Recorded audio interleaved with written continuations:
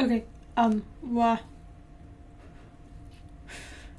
I'm not actually ready yet. But I wanted to not just be on starting soon. Literally infinitely. So hi. Where's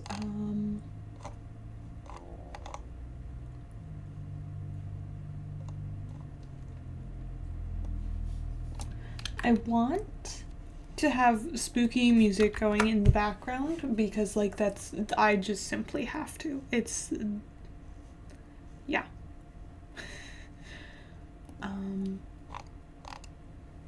But I'm trying to figure out how to do that.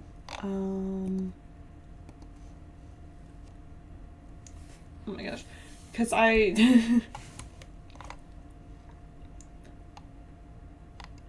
I'm not going to remember to like oh my gosh. I can't think. I'm not gonna remember to like link all of the different audios, so yeah, I'm holding at me. I'm just gonna have a playlist going and I'm gonna make sure that it like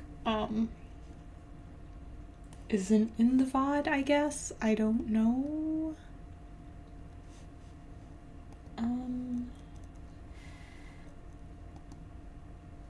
Let's see if I can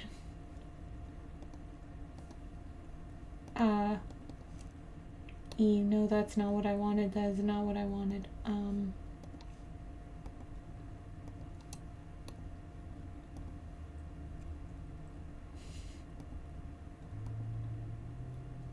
Capture audio.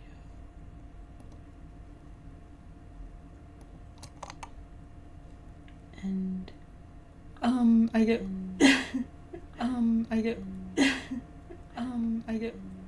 is that okay? Is that music? Okay. Is that music? Okay. Wait, I have my stream open. That's okay. That's what was making audio. Okay. You see. Okay, that works. Ignore everything you just saw. Nothing. It wouldn't give me the audio unless I had the thingy up, and I did not actually want the thingy up.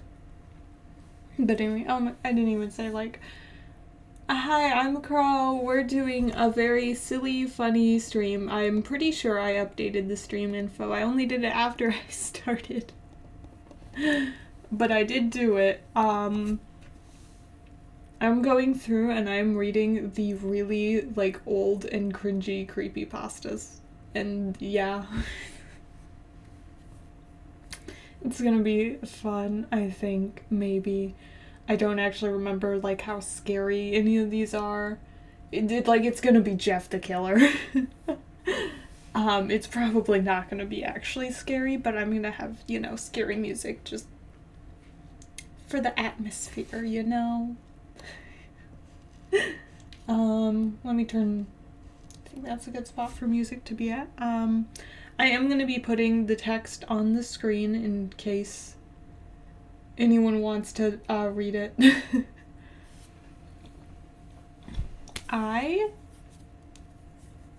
Little middle school me is an actual genius and saved my ass today.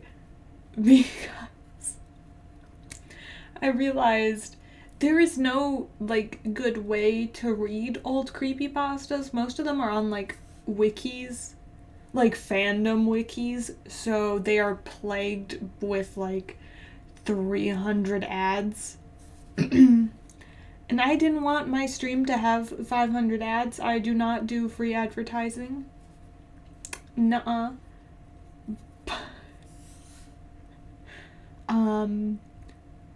Literally all these files are saved from 2016. I forgot I did this until this stream. I forgot these files were on my PC. So 2016, I was 12 years old. 11 or 12, I think, actually. And I really loved creepypastas. I thought that the cringy, shitty stories were actually scary. And right, so my favorite creepypasta was the Strider, and literally no one remembers it. I knew of it because it was in the creepypasta Minecraft mod. It was a creature there. And so I was like, oh, that's like that's the shit right there. Um, but then at some point it just became like almost like damn near impossible to find the story of the Strider. So you can find it now. I don't know what, like, if I was just bad at Googling as a 12-year-old, probably. Um, but I'm pretty sure I literally, like, transcribed it from a YouTube video of someone reading the Strider story because I couldn't find it. And that inspired me. I literally just went on, like, the creepypasta wiki and I copy pasted stories onto documents onto my computer. So I have a ton of stories that I don't even like. I could be chilling with some lost media right now, basically. um, because I just saved anything. I have 204 stories saved. A lot of them seem to be smaller stories. But like, yeah. I really wanted to be like a creepypasta narrator as a small child. This stream is me trying, basically just doing that, but goofier. I'll do like legit spooky streams at some point, but today's the like goofy, silly test run. So yeah, I don't think I read even half the stories. I just like was going A through Z and saving them. I didn't get far obviously because I only have 204 stories saved, but I was trying. I was trying real hard. And like I don't. Oh my gosh. Yeah, some of these are just like 2 paragraphs long and I and I saved them all for some reason. Oh my gosh. Like, oh my gosh. Some of these were formative for me as a child, but I don't.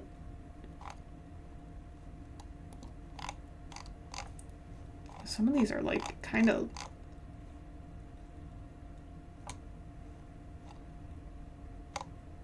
Oh my god.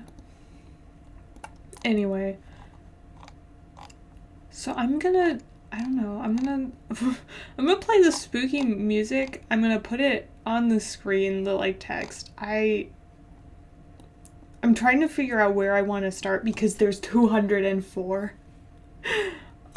I might do some of the sillier, shorter ones if I so feel like it, but I'm kind of nervous since I haven't pre-read these, like what the content is gonna be.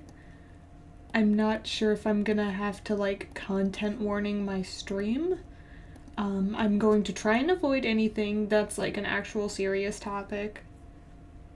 I think I know for like the classic ones that I've read and like heard the stories billions of times, I know vaguely which ones I should not be reading on stream. Like Clockwork is a no-go. I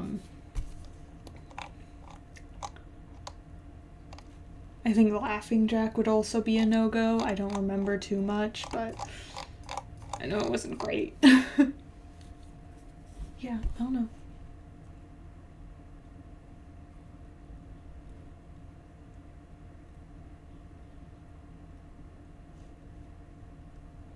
I'll be right back, actually.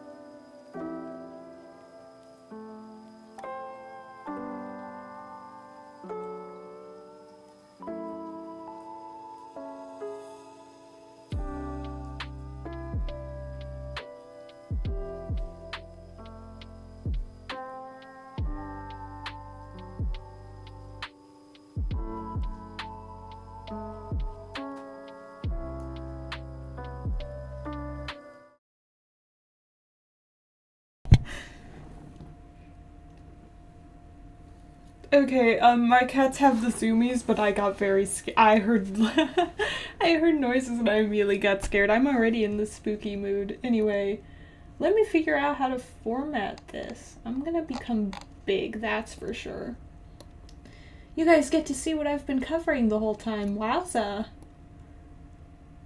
Big. Big. Like that? Oh, oh. Okay, so we can still see chat. And we can see the big me. We can see my VTuber having white outlines on the wings. That's fantastic. Okay, is...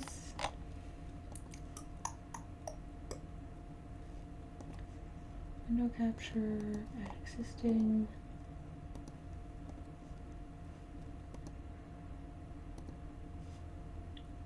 Get that out of here. I mean, I could, like...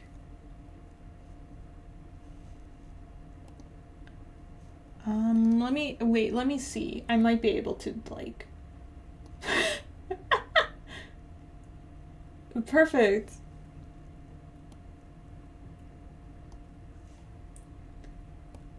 If I...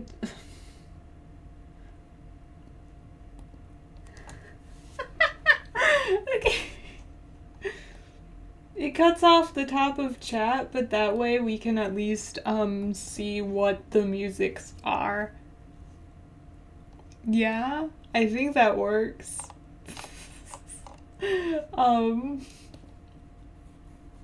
Okay, let me... can I go to settings and make sure... Yeah, window capture. Okay, window captures in all audio tracks. It will be in the VOD. And since I have that going on, it should be... Wait. Shoot, I shouldn't be using YouTube. Wait.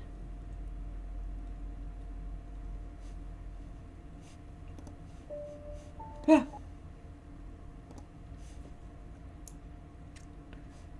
I don't think I have like ad blocker on YouTube, and I know YouTube will play ads that are like based on location. I don't think I should do that. That'd be bad, actually. Okay.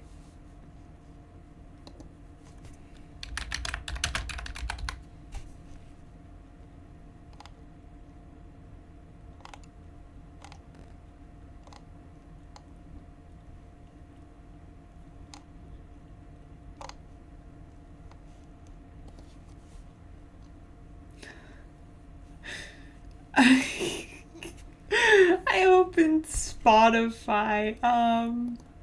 Yeah, okay. I'm gonna give up on using... I don't know why I was trying to use YouTube. I'm just gonna do my normal... Wait. Shoot. I don't know. I don't know what I'm doing, okay? If I...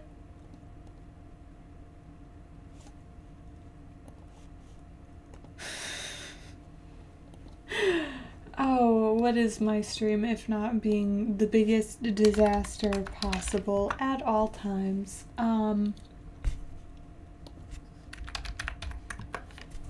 trying to find like a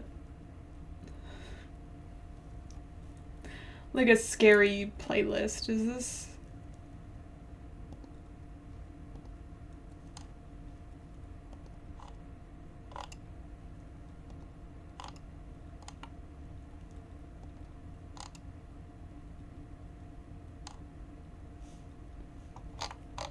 Okay, yeah, no, this definitely seems scary.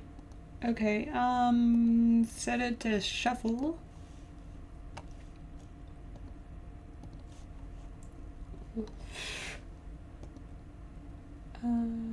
Bop, bop. Okay, I think we are okay now. I think I finally have the audio set up. What a great time this is. Maybe.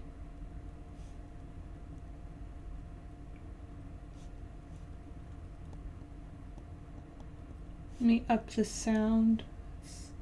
I just got this from a random, like, literally the first result for scary music on Spotify. Don't judge whatever plays. It will not be in the VOD because this is definitely copyrighted. I mean, it's definitely not. I'm not doing anything bad or wrong ever. Smile. Okay, I think I'm good to go now. I'm gonna put Slender Man on the screen too. Little friend. Little friend.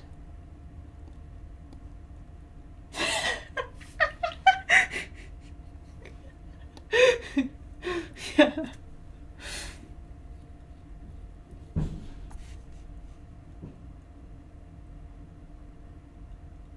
What the fuck are y'all doing out there? Oh my god.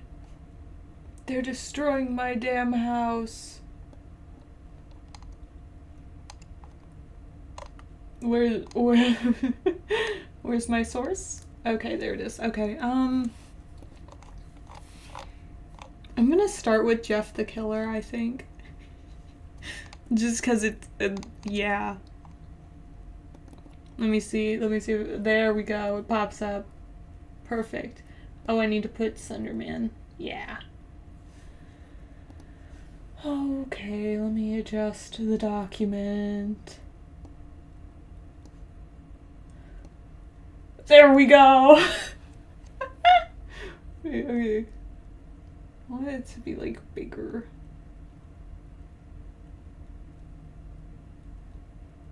Like that? So y'all can read the story before I get to it. I sincerely hope that does not bite me in the ass later. This is such a stupid fucking stream. I'm so sorry. Okay, anyway. Are we ready to be scary? Are we ready? Are we ready? Are you ready to be scared by Jeff the Killer? I'm not. Also, this isn't gonna be a long stream. This is like 2 hours probably. I don't want to completely murder my throat to death. Excerpt from a local newspaper.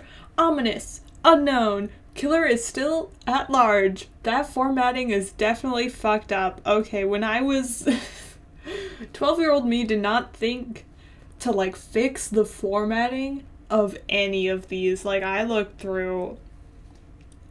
It's bad. It gets rough. There are some where it's like a solid block of text. And we just have to deal with it because I am not reformatting it right now.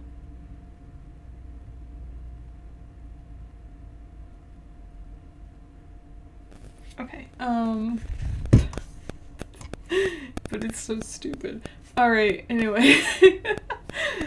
After weeks of unexplained murders, the ominous unknown killer is still on the rise. After little evidence has been found, a young boy states that he survived one of the killer's attacks and bravely tells his story. I'm sorry, the writing is already bad. Why was I scared of this? Why was I scared? Oh! It's the My Little Pony infection I use. Okay, get my cursor out of here. I don't want to look at that. Anyway.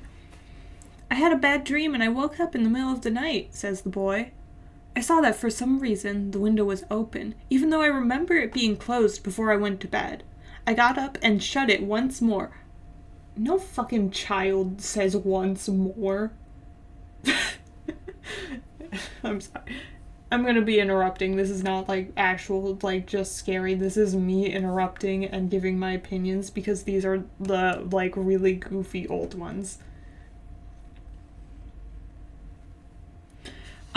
Afterwards, I simply crawled under my covers and tried to go back to sleep. He said the thing. That's when I had a strange feeling, like someone was watching me. I looked up and nearly jumped out of my bed. There, In the little ray of light, illuminating from between my curtains, were a pair of 2 eyes. These weren't regular eyes. They were dark, ominous eyes. They were bordered in black and just plain out terrified me. That's when I saw his mouth, a long, horrendous smile that made every hair on my body stand up. The figure stood there, watching me. Finally, after what seemed like forever, he said it. A simple phrase, but said in a way only a madman could speak.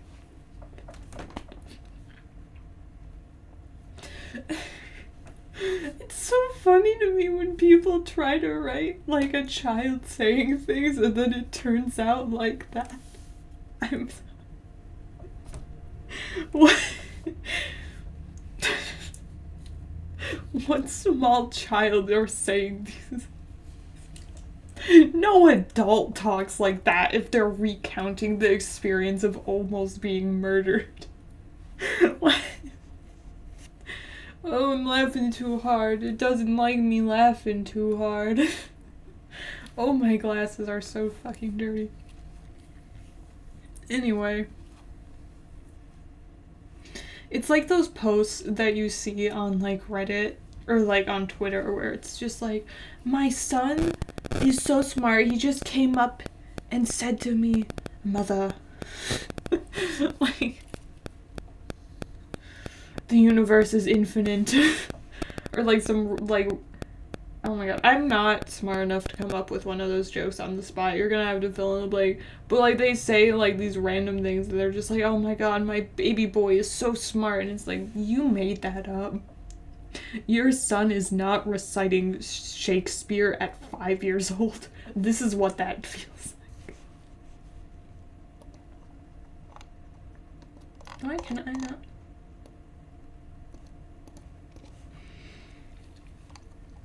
He said, go to sleep. I let out a scream. That's what sent him at me. He pulled up a knife, aiming at my heart. He jumped on top of my bed. I fought him back. I kicked. I punched. I rolled around, trying to knock him off me. That's when my dad busted in. The man threw the knife. It went to my dad's shoulder. The man probably would have finished him off if one of the neighbors hadn't alerted the police. They drove into the parking lot and ran towards the door. The man turned and ran down the hallway. I heard a smash, like glass breaking. As I came out of my room, I saw the window that was pointing towards the back of my house was broken. I looked out it to see him vanish into the distance. I can tell you one thing, I will never forget that face, those cold, evil eyes, and that psychotic smile. They will never leave my head. World's emoest fucking child ever, oh my god. And police are still on the look for this man. If you see anyone that fits the description in this story, please contact your local police department.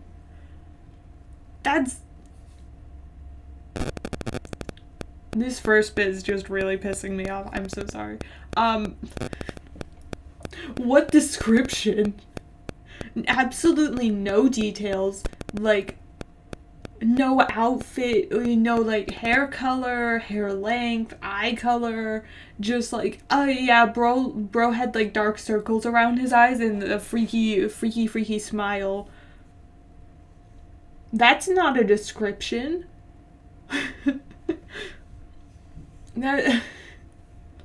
Report any scary looking people to the police. Like, okay. It's not a description. Oh my god. Huh. Don't give me ads. Jeff and his family had just moved into a new neighborhood. His dad had gotten a promotion at work, and they thought it would be best to live in one of those fancy neighborhoods. Jeff and his brother Lou couldn't complain, though. A new, better house? What was not to love? As they were getting unpacked, one of their neighbors came by. Hello, she said. I'm Barbara. I live across the street from you. Well, I just wanted to introduce myself and to introduce my son. She turns around and calls her son over. Billy, these are our new neighbors. Billy said hi and ran back to play in his yard.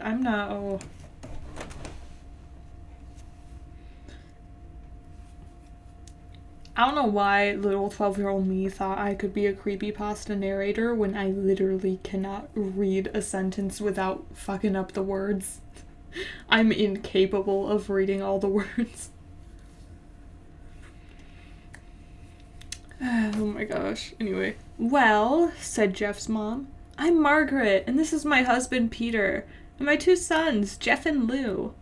They introduced themselves, and then Barbara invited them to her son's birthday. Jeff and his brother were about to object when their mother said that they would love to. When Jeff and his family are done packing, Jeff went up to his mom. Is the music back? Okay, it is. Mom, why would you invite us to some kid's party? If you haven't noticed, I'm not some dumb kid. Jeff, said his mother, we just moved here. We should show that we want to spend time with our neighbors. Now we're going to that party, and that's final. Jeff started to talk, but stopped himself, knowing that he couldn't do anything. Whenever his mom said something, it was final. He walked up to his room and plopped down on his bed. He sat there looking at his ceiling when suddenly he got a weird feeling. Not so much a pain, but a weird feeling. He dismissed it as just some random feeling. He heard his mother call him down to get his stuff, and he walked down to get it. The repetition of words is what's going to drive me insane. You don't need to say the same thing like 10 times in a sentence. I get a weird feeling, and it says it like every single sentence, like a weird I get it, guys. I get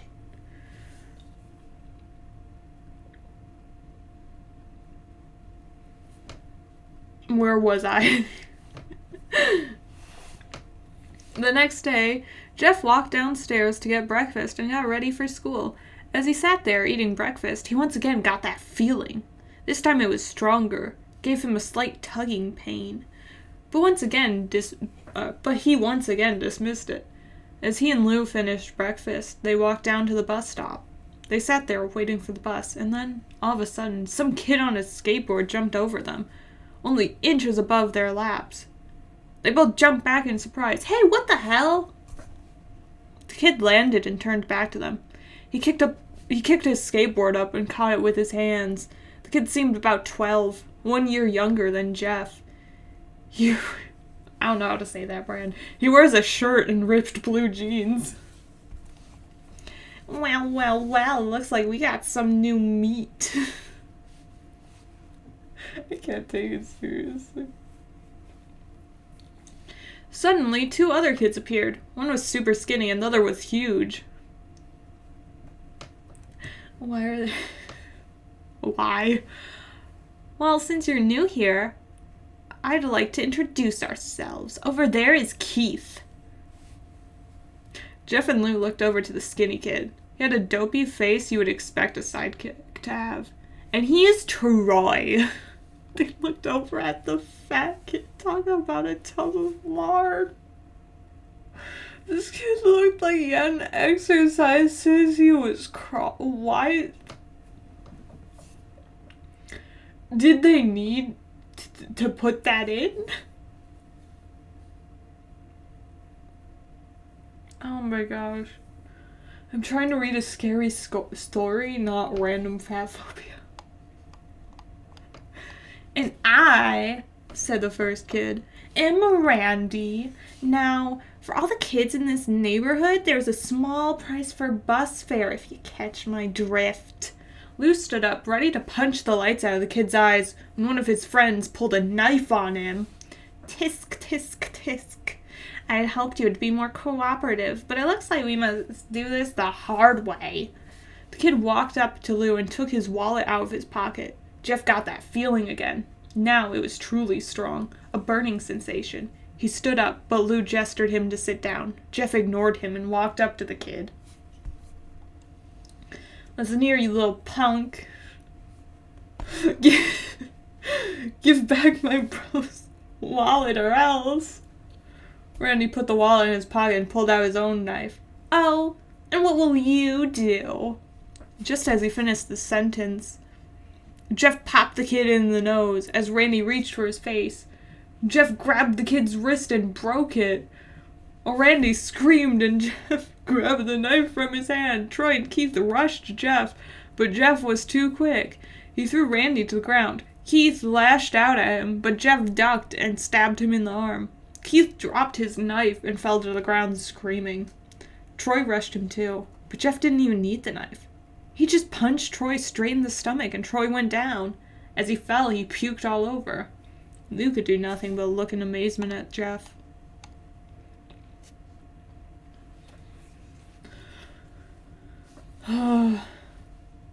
Jeff, how do you... That was all he said. They saw the bus coming and knew they'd be blamed for the whole thing. So they started running as fast as they could. As they ran, they looked back and saw the bus driver rushing over to Randy and the others. What the fuck? I didn't sign up for songs with audio. Or with... Oh, songs with audio. Songs with lyrics.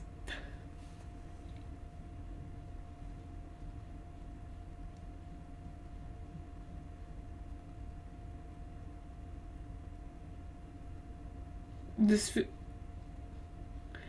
feels too similar to the music box from FNAF.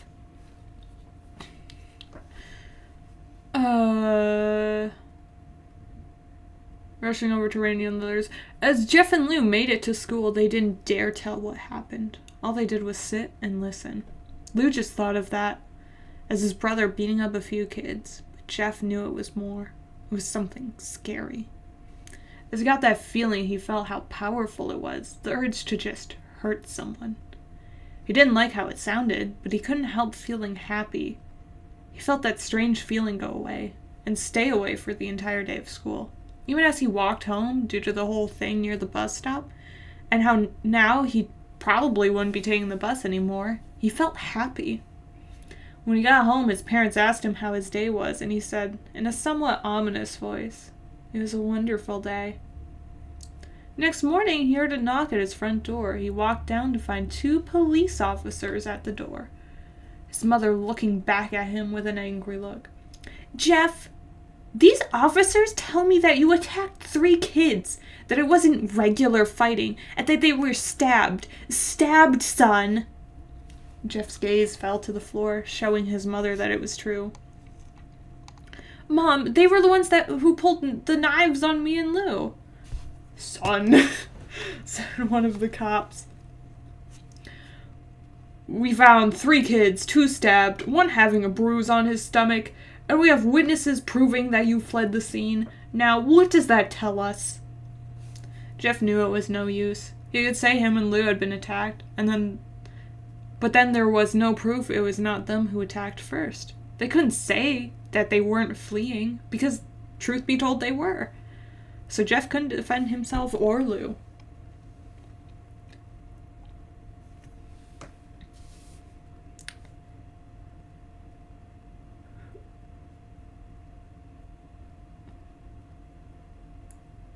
Who's talking here?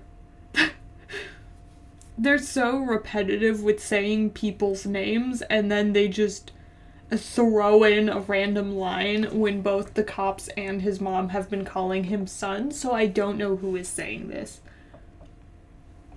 Sorry to the poor, fucking, child who's writing. I'm probably roasting. I'm assuming this was a child. If it wasn't a child who wrote this, I'm also sorry for insulting your writing. I think that just made it... I think that made it worse. That made it worse. Oh, no.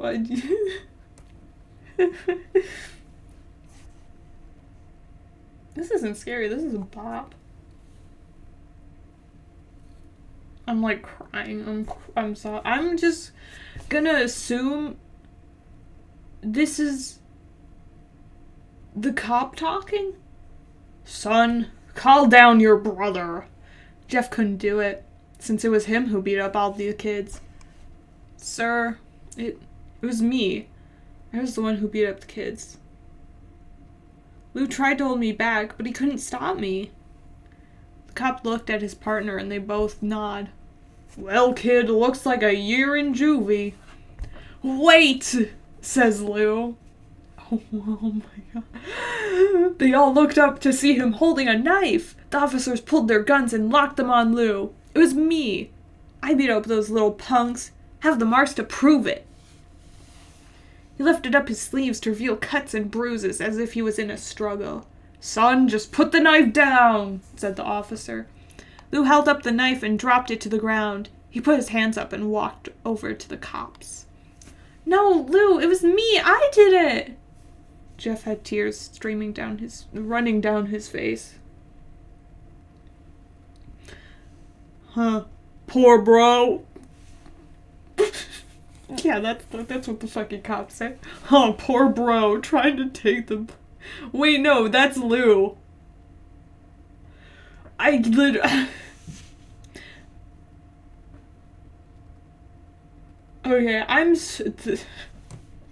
that might be on me, but I literally just cannot tell, like, who is talking because they just stop indicating it sometimes. Huh, poor bro, trying to take the blame for what I did. Well, take me away. Oh!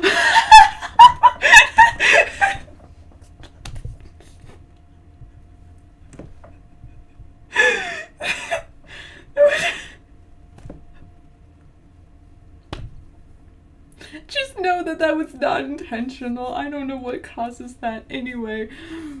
The police led Lou out to the patrol car. Lou, tell them it was me. Tell them. I was the one who beat up those kids. Jeff's mother put her hands on his shoulders. Jeff, please, you don't have to lie. We know it's Lou. You can stop. Jeff watched helplessly as the cop car speeds off with Lou inside. A few minutes later, Jeff's dad pulled up to the driveway. Seeing Jeff's face and knowing something was wrong. Son, what is it? Jeff couldn't answer. His vocal cords were strained from crying. Instead, Jeff's mother walked his father inside to break the bad news to him as Jeff wept in the driveway. After an hour or so, Jeff walked back into the house, seeing that his parents were both shocked, sad, and disappointed. He couldn't look at them. He couldn't see how they thought of Lou when it was his fault. He just went to sleep, trying to get the whole thing off his mind. 2 days went by, with no word from Lou at JDC. No friends to hang out with, nothing but sadness and guilt. That is until Saturday, when Jeff is woke up by his mother with a happy, sunshiny face. Jeff, it's the day, she said, as she opened up the curtains and let light flood into his room. What's today? Asked Jeff as he stirs awake. Why, it's Billy's party! He was now fully awake. Mom, you're joking, right? You don't expect me to go to some kid's party after... There was a long pause. Jeff, we both know what happened. I think this party could be the thing that brightens up the past days. Now get dressed. Jeff's mother walked out of the room and downstairs to get ready herself. He fought himself to get up. He picked out a random shirt and a pair of jeans and walked downstairs. He saw his mother and father all dressed up, his mother in a dress and his father in a suit. He thought, why would they ever wear such fancy clothes to a kid's party? Son, is that... Oh my god, Son, is that all you're going to wear? Said Jeff's mom. Better than wearing too much, he said. His mother pushed down the feeling to yell at him and hid it with a smile. Now, Jeff, we may be overdressed, but this is how you go if you want to make an impression. Oh, I thought that was the mom. I need to read ahead. That's just what his dad sounds like now, said his father. Jeff grunted and went back up to his room. I don't have any fancy clothes, he yelled downstairs. Just pick out something, called his mother. He looked around his closet for what he would call fancy. He found a pair of black dress pants he had for special occasions and an undershirt. He couldn't find a shirt to go with it, though.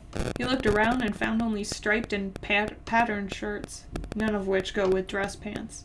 Finally, he found a white hoodie and put it on. You're wearing that? They both said. His mother looked at her watch. "Oh, no time to change. Let's just go," she said as she herded Jeff and his father out the door. They crossed the street over to Barbara and Billy's house. They knocked on the door, and at it appeared that Barbara, just like his parents, way overdressed. As they walked inside, all Jeff could see were adults, no kids. "The kids are out in the yard. Jeff, how about you go and meet some of them?" said Barbara. Jeff walked outside to a yard full of kids. They were running around in weird cowboy costumes and shooting each other with plastic guns. You might as well be standing in a Toys R Us.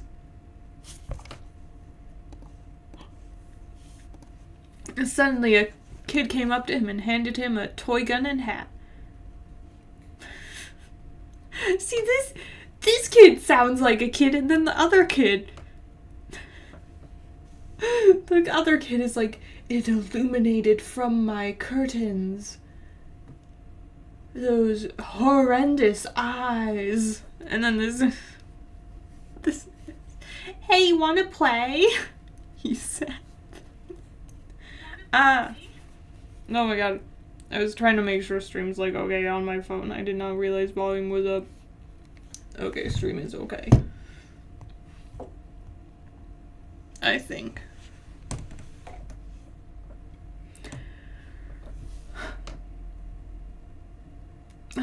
No, kid, I'm way too old for this stuff. The kid looked at him with that weird puppy dog face. "Please," said the kid. "Fine," said Jeff.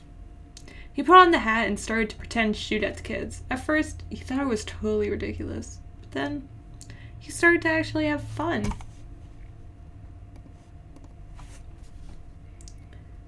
It might not have been super cool, but it was the first time he had done something that took his mind off of Lou. So he played with the kids for a while until he heard a noise, a weird, rolling noise. Then it hit him. Randy, Troy, and Keith all jumped over the fence on their skateboards. Jeff dropped the fake gun and ripped off the hat. Randy looked at Jeff with a burning hatred. "Hello, Jeff, is it?" he said. "We have some unfinished business." Jeff saw his bruised nose. "I think we're even. I beat the crap out of you and you got my brother sent to JDC. Randy got an angry look in his eyes. "Oh no, I don't go for even. I go for winning. You may have kicked our asses that one day, but not today." As he said that, Randy rushed at Jeff. They both fell to the ground. Randy punched Jeff in the nose, and Jeff grabbed him by the ears and headbutted him. Jeff pushed Randy off of him, and both rose to their feet. Kids were screaming, and parents were running out of the house. Troy and Keith both pulled guns out of their pockets. "No one interrupts or guts will fly," they said. Randy pulled a knife on Jeff and stabbed it into his shoulder. Jeff screamed and fell to his knees. Randy started kicking him in the face. After 3 kicks, Jeff grabs his foot and twists it, causing Randy to fall to the ground. Jeff stood up and walked towards the back door. Troy grabbed him. "Need some help?" He picks Jeff up by the back of the collar and throws him through the patio door. As Jeff tries to stand, he's kicked down to the ground. Randy repeatedly starts kicking Jeff until he starts to cough up blood. Oh, this is where things get goofy as hell. It's already goofy as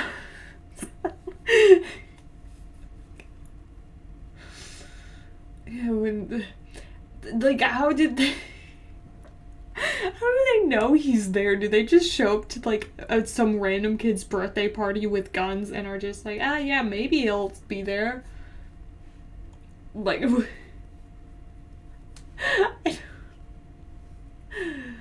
I don't understand this entire story.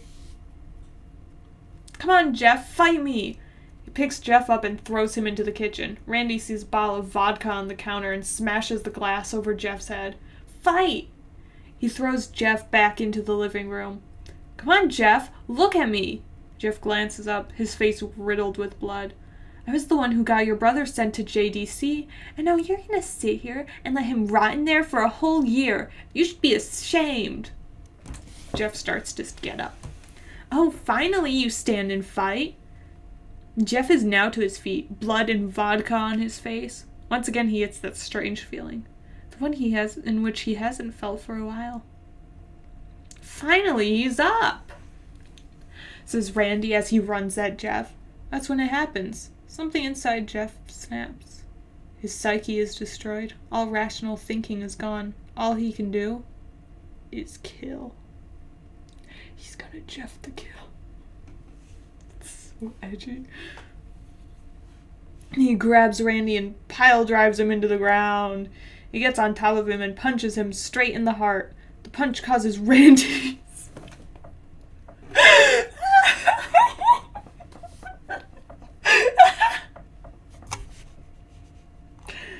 oh my god, wait.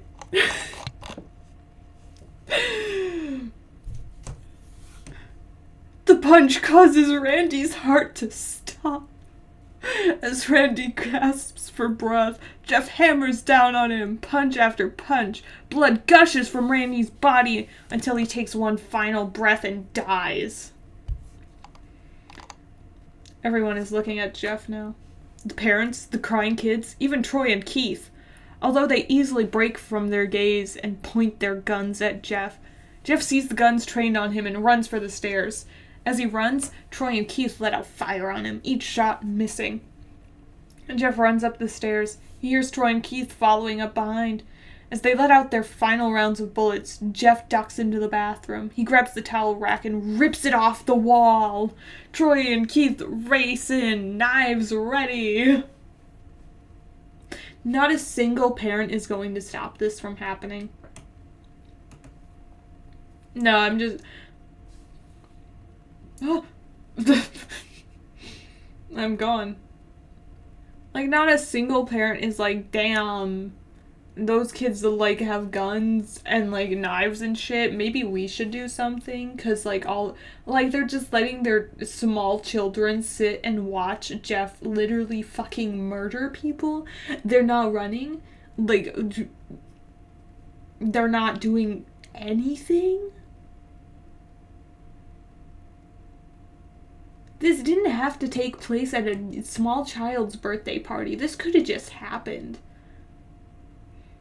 Like, I feel like that would have made more sense, you know? Like, Jeff's home alone or something for a little bit, and they show up and, like, start trying to fucking murder him while he's, like, home alone, and then a neighbor has to call the cops. Not at a child's birthday party. Someone's gonna do shit at a child's birthday party. SMH my head. Anyway, Troy swings his knife at Jeff, who backs away and bangs the towel rack into Troy's face. Troy goes down hard, and now all that's left is Keith. He's more agile than Troy, though, and ducks when Jeff swings the towel rack. He dropped the knife and grabbed Jeff by the neck. He pushed him into the wall. A thing of bleach fell down on top of him from the top shelf. It burnt both of them, and they both started to scream. Jeff wiped his eyes as best he could. He pulled back the towel rack and swung it straight into Keith's head as he lay there, bleeding to death. He let out an ominous smile. "What's so funny?" asked Jeff. Keith pulled out a lighter and switched it on. "What's funny?" he said. "Is that you're covered in bleach and alcohol." Jeff's eyes widened as Keith threw the lighter at him. As soon as the flame made contact with him, the flames ignited the alcohol in the vodka. While the alcohol burned him, the bleach bleached his skin. Jeff let out a terrible screech as he caught on fire. He tried to roll out the fire, but it was no use. The alcohol had made him into a walking inferno. He ran down the hall and fell down the stairs. Everybody started screaming as they saw Jeff, now a man on fire, dropped to the ground, nearly dead. The last thing Jeff saw was his mother and the other parents trying to extinguish the flame. And that's when he passed out. So they'll show up to try and extinguish the fire, but they won't do shit about kids with, like, knives and guns. Not a single one of these parents had a weapon available.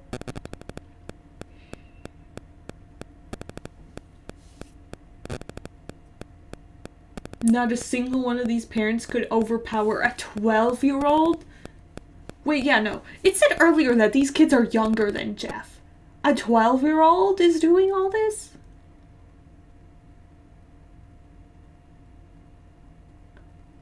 Huh? Huh? Why, like, I'm asking too many questions for something that is, like, the most nonsensical piece of media ever. But, like, just make the bullies be older. There was no point in making them younger if they're gonna be, like, stronger and better and have, like, access to all these weapons. They should be older, not 12 years old, beating the shit out of a 13-year-old. I don't know.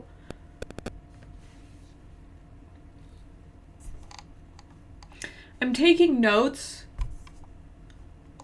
for when I, like, am rewriting these stories, because I'm going to, like, do vague rewrites for all the, like, the most popular stories. I'm pointing out things because I want to make mental notes. Also, no 13-year-old is ripping a towel, like a towel rack, off the walls. Sorry. When Jeff woke up, he had a cast wrapped around his face. He couldn't see anything, but he felt a cast on his shoulder and stitches all over his body. He tried to stand up, but he realized that there was some tube in his arm, and when he tried to get up, it fell out and a nurse rushed in. "I don't think you can get out of bed just yet," she said as she put him back in his bed and reinserted the tube. Jeff sat there, no vision, no idea of what his surroundings were. Finally, after hours, he heard his mother. "Honey, are you okay?" she asked. Jeff couldn't answer, though. His face was covered, and he was unable to speak. "Oh, honey, I have great news. After all the witnesses told the police that Randy confessed of trying to attack you, they decided to let Lou go." This made Jeff almost bolt up, stopping halfway, remembering the tube coming out of his arm. "He'll be out by tomorrow, and then you two will be able to be together again." Jeff's mother hugs Jeff and says her goodbyes. "Your son's in the fucking hospital. He just regains consciousness, and you only stay for 2 minutes. I'm the number one, what's her fucking name, like Margaret? I'm the number one, like, Margaret hater. Fuck that lady." And Jeff's mother hugs Jeff and says her goodbyes. The next couple of weeks were those where Jeff was visited by his family. Then came the day where his bandages were to be removed. His family were all there to see it and what he would look like. As the doctors unwrapped the bandages from Jeff's face, everyone was on the edge of their seats. They waited until the last bandages holding the cover over his face was almost removed. "Let's hope for the best," said the doctor. He quickly pulls the cloth, letting the rest fall from Jeff's face. Jeff's mother screams at the sight of his face. Lou and Jeff's dad stare awestruck at his face. What happened to my face?" Jeff said. He rushed out of bed and ran to the bathroom. He looked in the mirror and saw the cause of the distress. His face, it's horrible.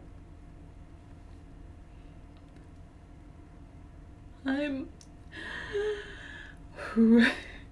deep breaths for what's this terrible fucking, like, negative knowledge of medical. Like, his lips were burnt to a deep shade of red. His face was turned into a pure white color, and his hair singed from brown to black. He slowly put his hands to his face. It had a sort of leathery feel to it. He looked back at his family, and then back at the mirror.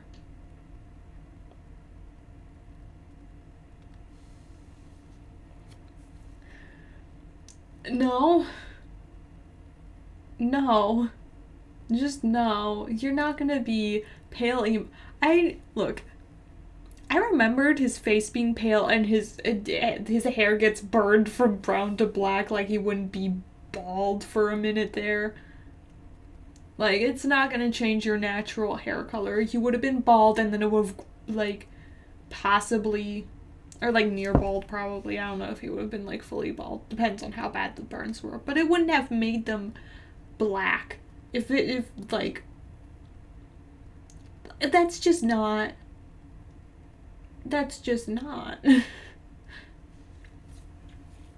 It's simply not. But I never noticed his lips being burnt to a deep shade of red. Huh? Huh? Huh? Like, when you get into a terrible accident and you get permanent lipstick on. But, like, they added his skin feeling leathery. But, like, his face looks normal. He's just really pale now. And the woman was too stunned to speak, basically. Jeff, said Lou, it's not that bad. Not that bad, said Jeff. It's perfect. His family were equally surprised. Jeff started laughing uncontrollably. His parents noticed that his left eye and hand were twitching. Jeff, are you okay? Okay? I've never felt more happy. Look at me. This face goes perfectly with me. He couldn't stop laughing. He stroked his face, feeling it, looking at it in the mirror. What caused this? Well, you may recall that when Jeff was fighting Randy, something in his mind, his sanity snapped. Now he was left as a crazy killing machine, that is. His parents didn't know. Doctor, said Jeff's mom, is my son all right, you know, in the head? Oh, yes, this behavior is typical for patients that have taken very large amount of painkillers. If his behavior doesn't change in a few weeks, bring him back here and we'll give him a psychological test. Okay, thank you, doctor. Jeff's mother went over to Jeff. Jeff, sweetie, it's time to go. Jeff looks away from the mirror. His face still formed into a crazy smile. Okay, Mommy! His mother took him by the shoulders and took him to get his clothes.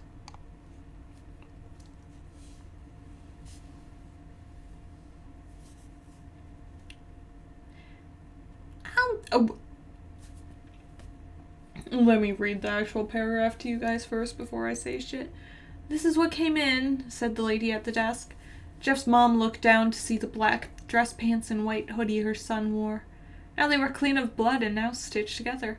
Jeff's mom led him to his room and made him put his clothes on. Then they left, not knowing that this was the final day of their life. Day of life. Number 1. Hello? Okay, number 1. Those probably would have been collected as evidence. I don't think you're getting that shit back. Number 2, a fire?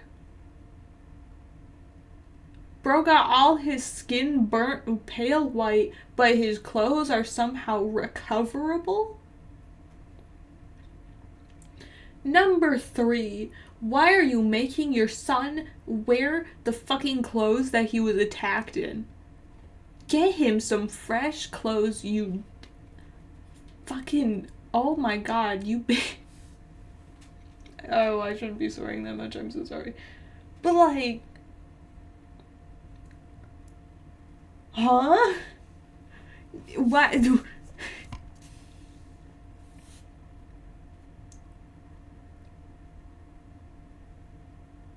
Also, what?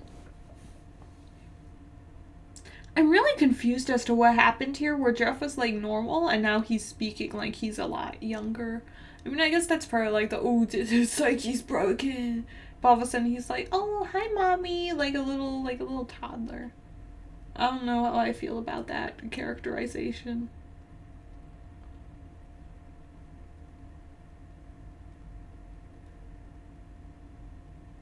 Like, he's never called his mom mommy before. So, I don't know. It's just a little weird for this. I don't personally think I like it. Anyway, where was I? Yeah, okay, after they give him his shitty old clothes. Later that night, Jeff's mother woke to a sound coming from the bathroom. It sounded as if someone was crying. She slowly walked over to see what it was. When she looked into the bathroom, she saw a horrendous sight. Jeff had taken a knife and carved a smile into his cheeks. "Jeff, what are you doing?" asked his mother. Jeff looked over to his mother. "I couldn't keep smiling, Mommy. It hurt after a while. Now I can smile forever." Jeff's mother's noticed his eyes ringed in black. "Jeff, your eyes!" His eyes were seemingly never closing. "I couldn't see my face. I got tired and my eyes started to close. I burned out the eyelids so I could forever see myself, my new face." Jeff's mother slowly started to back away, seeing that her son was going insane. "What's wrong, Mommy? Aren't I beautiful?" "Yes, son," she said. "Yes, you are. Let me go get Daddy so he can see your face." She ran into the room and shook Jeff's dad from his sleep. "Honey, get the gun. She stopped as she saw Jeff in the doorway holding a knife. "Mommy, you lied." That's the last thing they hear as Jeff rushes them with the knife, gutting both of them. His brother Lou woke up, startled by some noise. He didn't hear anything else, so he just shut his eyes and tried to go back to sleep. As he was on the border of slumber, he got the strangest feeling that someone was watching him. He looked up. Before Jeff's hand covered his mouth, he slowly raised the knife, ready to plunge it into Lou. Lou thrashed here and there, trying to escape Jeff's grip. "Shh," Jeff said. "Just go to sleep." And that's Jeff. That's the Jeff. When the Jeff kills.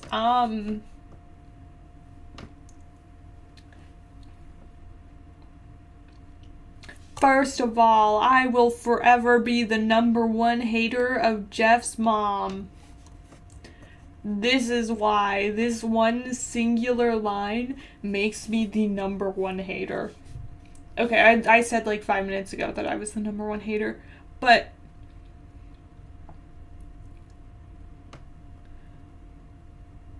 like, your first reaction is to get the gun? Your son self-harms and you go, "Get the gun! We gotta kill him!" Huh? Huh?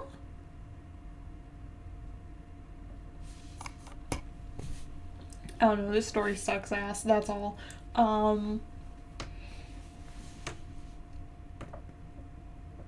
Yeah. I'm gonna do a rewrite. It's probably gonna have to be completely changed because this is genuinely so silly. And he had no reason to try and kill his brother. Like, like, the characterization just randomly changed. And I know it's like, oh, he's crazy. But it feels like obscenely out of character. Like, he didn't have any reason to do this. His entire like first part. I don't know if you guys can actually see me highlighting things. Yes, you can. Oh, you can't see the bottom of the page. Oh, that's what's up. Well. Wait, what am I changing here? Where's the thing? Where's Sunday? Okay. I keep missing it.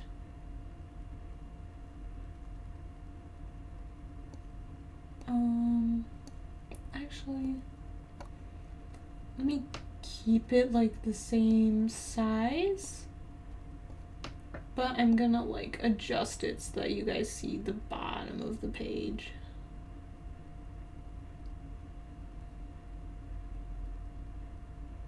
maybe, I don't know. There's no, like, good way to do this just because of the sizing, and I don't know how big the text is gonna be. That might be okay. That might be okay. Let me see, can you...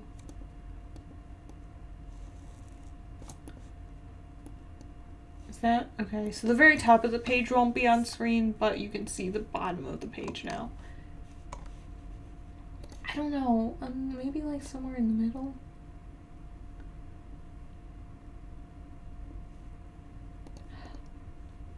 There truly is just no good way to do this, but yeah, that was Jeff the Killer.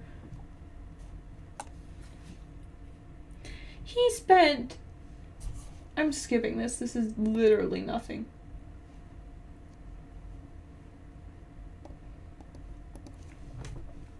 He spent the entire thing, like, trying to protect Lou and get him out of jail, juvie, only to kill him? Like, even if he's going crazy, I feel like somewhere along the way he would realize, or, like, snap out of it and be like, oh shit, that's my brother. Or, like, just not do it at all. Because, like, honestly, this part...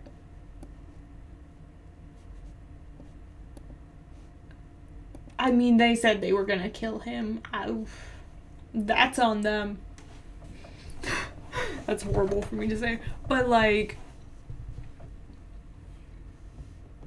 that action at least feels like it has a reason. I mean, it's pretty obvious throughout the whole fucking thing that Jeff's mom is, like, shitty. And doesn't really give a fuck. So that makes sense, but this doesn't. This does not make sense. And why is he all of a sudden like a mommy? I don't know, whatever. I don't know what to read next. I don't have Nina the Killer saved, the original. That sucks for me. Because I was gonna do like, oh, you can look at all the killers.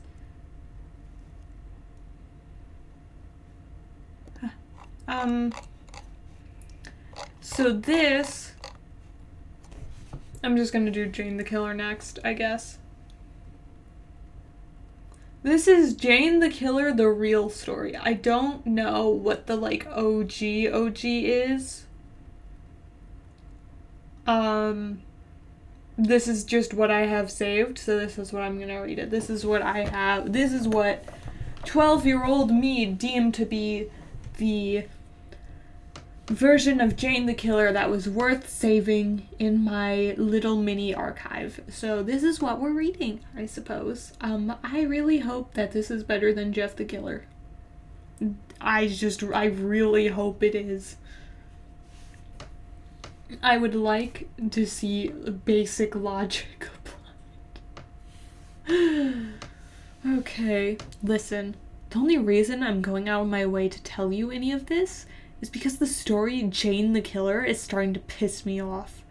My real name is Jane Arkansas, aka Jane the Killer. And this is how I met Jeff. The reason I look the way I do, and why I want to kill him. When I heard that a new family had moved in across the street, I wasn't that surprised. It was a nice neighborhood, and the house was relatively cheap considering where it was. I guess I was about 13 to 14 when everything went to hell. I never really talked to Jeff when he moved in. To be frank, I never talked to him until that night. But it's too soon to talk about that now. My first impression of Jeff was that he was a good kid, probably got nice grades, rarely got into fights, maybe even a cool guy if he opened up to someone. His brother Lou seemed like he put family first by the way he sat with his brother on the sidewalk.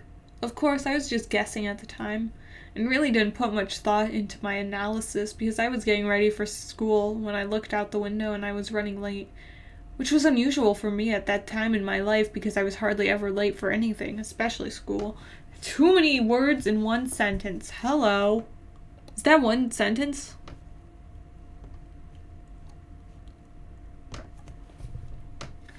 BFFs watching, never write a sentence that is that long. Stop disappearing! It was funny the first time when it was comedically timed, but now it's just annoying. Anyway, that's too much of a sentence.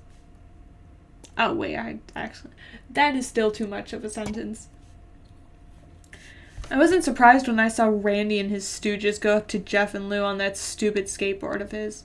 Randy was nothing but a bully. He always picked on anyone who was smaller than him. He was even the reason why my parents drove me to school instead of letting me take the bus like everyone else. Everyone had their lunch money or some kind of cash given to Randy and his goons because of some toll he demanded from everyone. We all knew Randy's group had knives and threatened to use them on us if we ever told anyone about the money they took from the kids on the block. Everyone. Except the new kids they were trying to intimidate like the rest of us. When I saw Randy talking to them through the window, I just looked away. It was a wussy thing to do, but I had better things to do than watch another kid hand over his money to Randy. But curiosity got the better of me, and I looked up a few seconds later. What I saw left me speechless. Jeff was standing now, and it looked like Randy already had what he wanted. Just sit down, I thought. Don't be stupid. Then I saw Jeff punch Randy in the face and break his wrist. Oh my god, I whispered. Then I yelled, "You idiot!"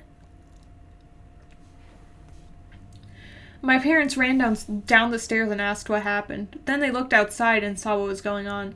Jeff had already cut the skinny guy, I think his name was Keith, and he went down screaming. Troy only went down with a single punch. Since my house was across the street from where Jeff and his brother were sitting, with the front of the house having big windows, we saw the whole thing, or at least I did. My parents came in after the part where Randy stole their wallets, so they didn't know the whole truth. It was disturbing watching Jeff fight. He was enjoying himself too much. I felt a knot in my stomach like something was happening that shouldn't be. And from the look on Lou's face, Jeff didn't do this kind of thing often. Whoever wrote this, first of all, why did no one proofread their work for like the most minor mistakes of grammar? Like, there's just straight up missing words constantly. Second, end the fucking sentence. This is terrible to read. They're not ending the sentence. The story's like, okay. So, The witness. That's all she is. Next thing I know, I hear sirens and the new kids bolted out of there. The cops came around with the bus driver to check on the victims. It seemed they were going to be all right. You know, considering the amount of crap kicked out of them. Since my parents' policy was no cops ever since my dad got framed by a narc cop when he wanted to draw attention off of himself when police were investigating the case of the missing coke, it ended up with my dad quitting the force. So when we heard sirens, we went into the backyard and got into the car and left. When my parents drove me to school, they told me very clearly that they didn't want me talking to Jeff ever. I did not disagree with them. I had art first period, so I didn't see Jeff until close to the end of school. I can still see the colors in my artwork if I think hard enough. But when I try to look at anything now, it all seems gray. I guess that's the price someone pays for losing their innocence. What?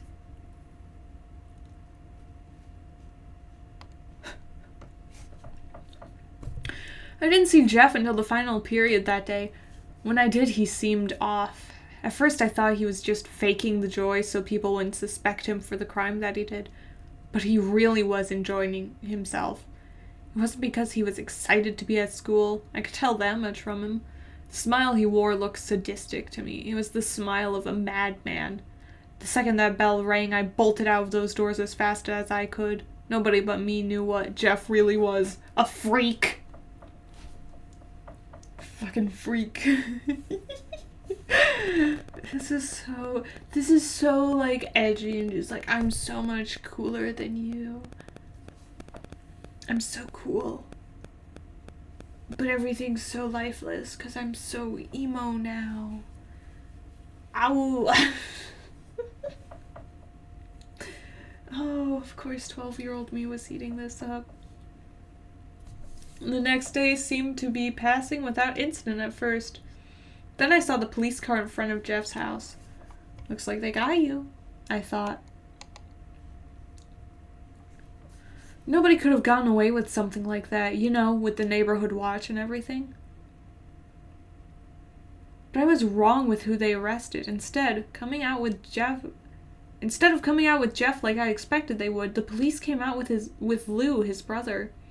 I was barely forming the thought of Jeff framing his brother for the assault when he came out of the house yelling at Lou. Lou, tell him I did it.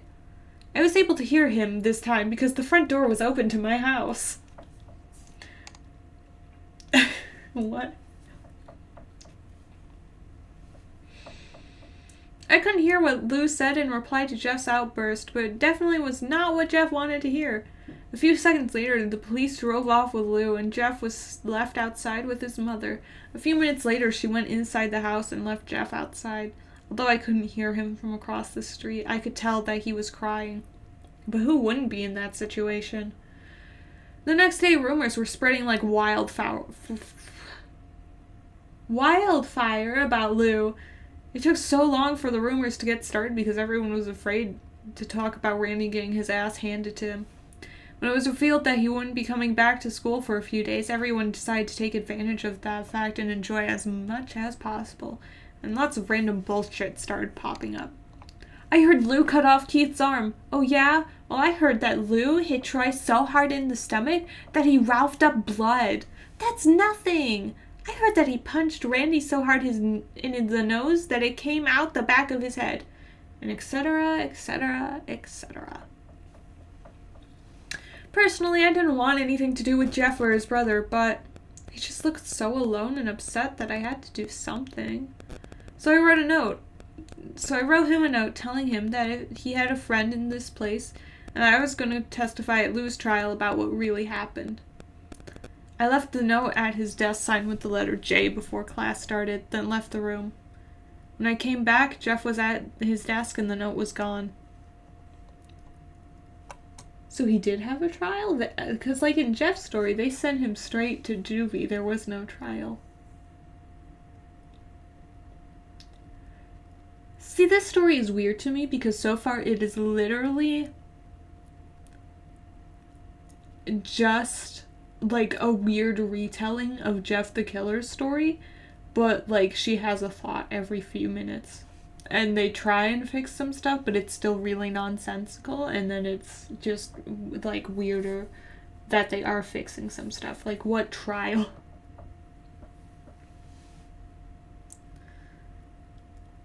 I mean, I get that they had to because they're not gonna like rewrite Jeff's story so that Jane's in there, but you didn't have to have Jane interacting with Jeff then. Because now it's just making both stories seem more silly. Which is a miracle because I don't know how you could be sillier than they already are. Saturday rolled around and I was home alone while my parents were at work. The kid next door was having a birthday party. At the time I left my window open because I wanted a nice breeze in my room while I did my homework. But the kids were getting so loud that I decided to close my window. I was about to close it when I saw Jeff playing with the kids. He was running around wearing one of those fake cowboy hats and carrying a toy gun. He looked so ridiculous I had to laugh. Maybe he isn't the monster I think he is. I thought, ashamed of myself for suspecting he could have been one. Yeah, he's 13. He ain't a monster. He's a fucking, like, toddler, basically.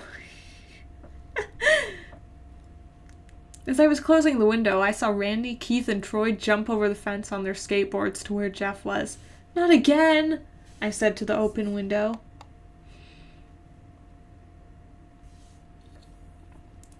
Girl, stop yelling at people. Do you know...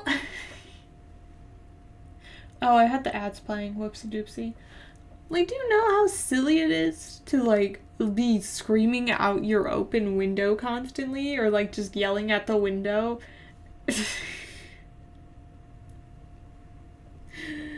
Everyone's gonna think you're crazy. I saw Randy and Jeff exchange small talk, but I couldn't hear what they said over the sound of the kids yelling and screaming. Then Randy rushed at Jeff and tackled him. I was about to grab the phone and dial 911 when I heard Troy shout, "No one interrupts or guts will fly." I looked out the window again and saw that they both had matching guns in their hands. I couldn't have called for help then without endangering the lives of others. I couldn't have called 911 anyways. The batteries in my phone was dead.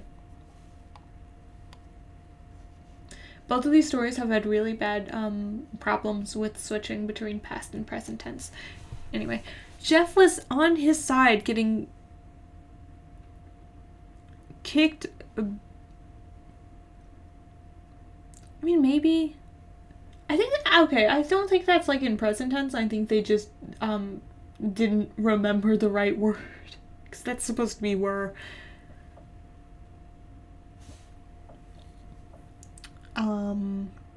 Jeff was on his side getting kicked by Randy in the face when he grabbed his foot and twisted it. Randy fell over and Jeff tried to walk back to the house when Troy grabbed him by the collar and threw him towards the house.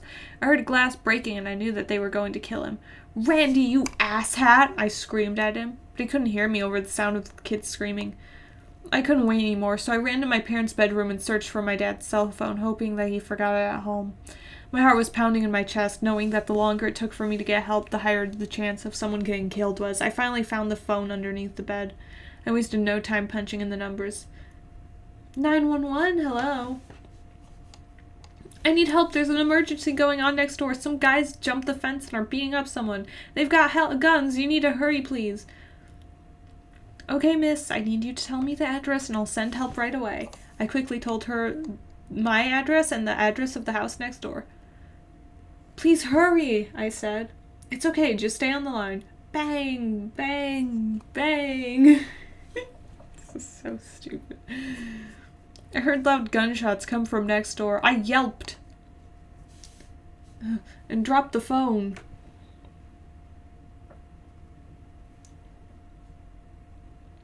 Why is my tracking being so weird when I'm literally just, like, yapping? I'm not doing anything. I'm just talking vaguely. It landed on the ground and broke. Then I ran to my bedroom window to try and figure out what was going on. But no sooner had I poked my head out the window, I heard the whoosh of a fire and the screaming.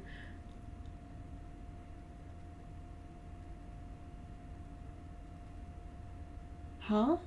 You heard that? You heard the fire from across the street? I think that'd mean the whole house is burning down. But Jeff's injuries make it seem like the fire was not that bad. I'm going to make Jeff scream like that again when I find him. The only thing I can compare it to is the death cry of an animal. It was at the time for me horrifying, but now it sounds like music to me, and there is nothing I want to hear more in the world than him screaming. I saw fire spew out of the house like an angry dragon. I ran downstairs immediately and got the portable fire extinguisher from the kitchen and ran outside. As I was running, I popped the pin of the fire extinguisher for immediate use. Luckily, the door was unlocked as I barged in, but when I saw Jeff, I completely froze. He was lying at the bottom of the stairs, almost completely on fire, with adults trying to put it out. I saw bits of his skin through all the commotion, some parts pink, some parts charred, but it was all covered in red. At the sight of all this, I screamed and then I passed out. Last thing I remember is some of the adults running towards me, whether it was to help me or get the fire extinguisher, I don't know.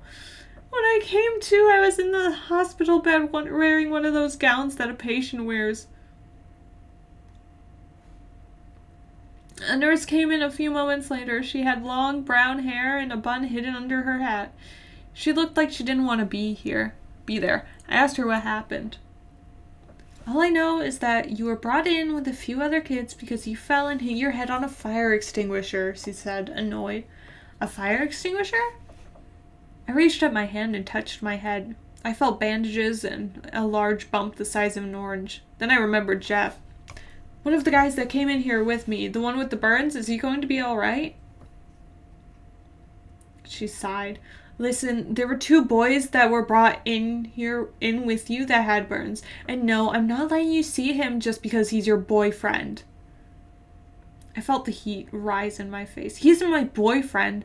I'm just worried about him. Wouldn't you be worried about someone who you saw burning alive in front of you?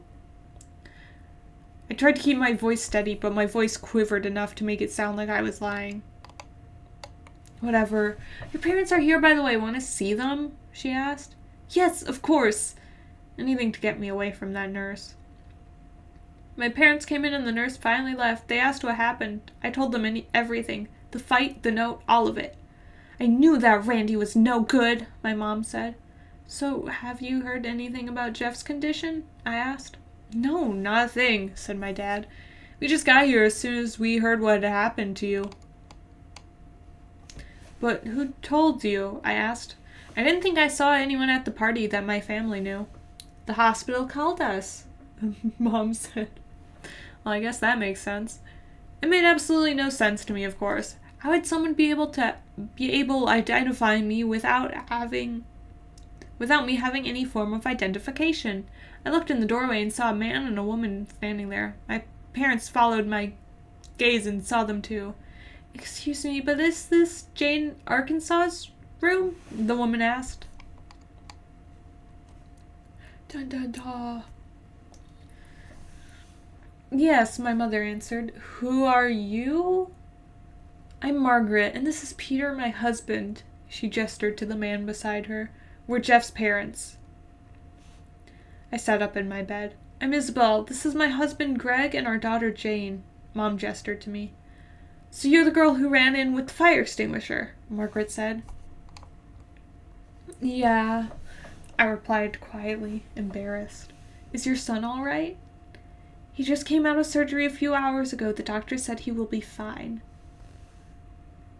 I relaxed at that thought. That's good, I said. Listen, I know what happened to Jeff and Lou on their first day of school. Then I told Jeff's parents what really happened to Randy and his crew. We had no idea that Jeff was capable of something like this, Peter said. I'm willing to testify that Lou didn't beat up anyone, and Jeff only beat up Randy and his gang in self-defense. No need, said Margaret. Lou is being released from jail after what happened to those boys. That's good, I said. We just came to say thank you for trying to help our son, Jane. It warms my heart to see selfless people in your generation. I blushed. I did anything anyone would have done in my situation. I looked down. I'm not a hero. Nonsense, Margaret said. The least we could do is invite you over to our place for dinner when Jeff gets out of the hospital. I looked at Mom and Dad. It would be an honor, my mom said. It's settled then. We'll call you as soon as Jeff gets out of the hospital. We said our goodbyes and then they left.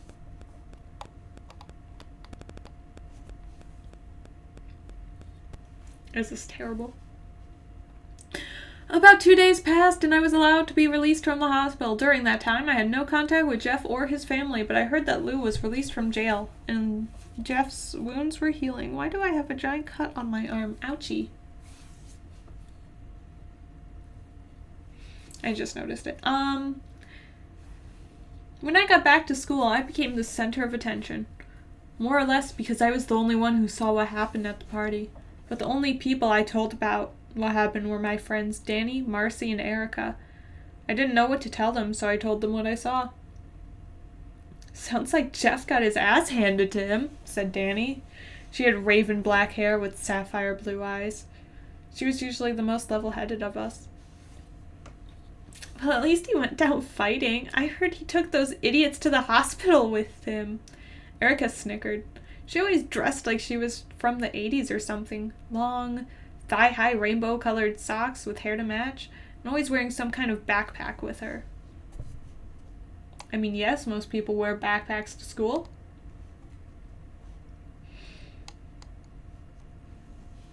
He also took Jane to the hospital. Maybe she was trying to beat him up too. Marcy laughed. She seemed to be the girly girl of our little group. She was blonde with brown eyes, and nearly every time we saw her, she had some sort of pink on her. Whether it was the color of her shirt or the jewelry around her neck, And she was one of the biggest drama queens I knew, always stretching out the truth or blowing something out of proportion. I told you, I went over there to try and help Jeff because something was wrong, I muttered. I was the plain Jane, brown hair, green eyes, completely unremarkable looks-wise. Or maybe you wanted to see your love one last time before he left to go get help for himself, Marcy said in her dramatic voice.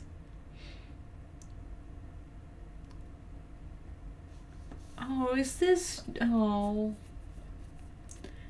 the version of the story where Jane does have a crush on him? It better not be. No blushing allowed. That's not my Jane. I mean, I didn't even remember these characters.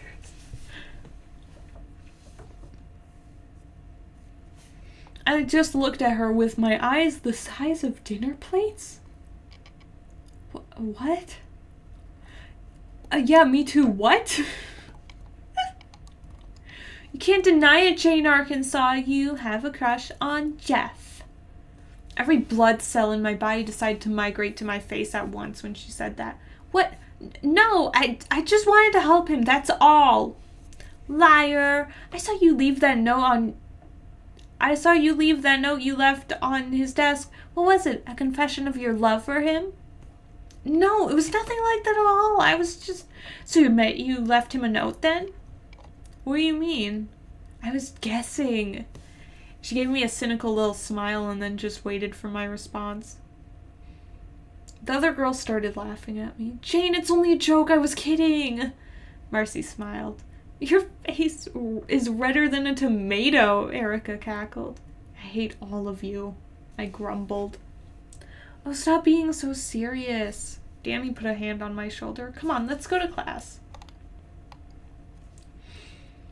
The weeks went by. Everything seemed to be normal. I think Lou even made a few friends.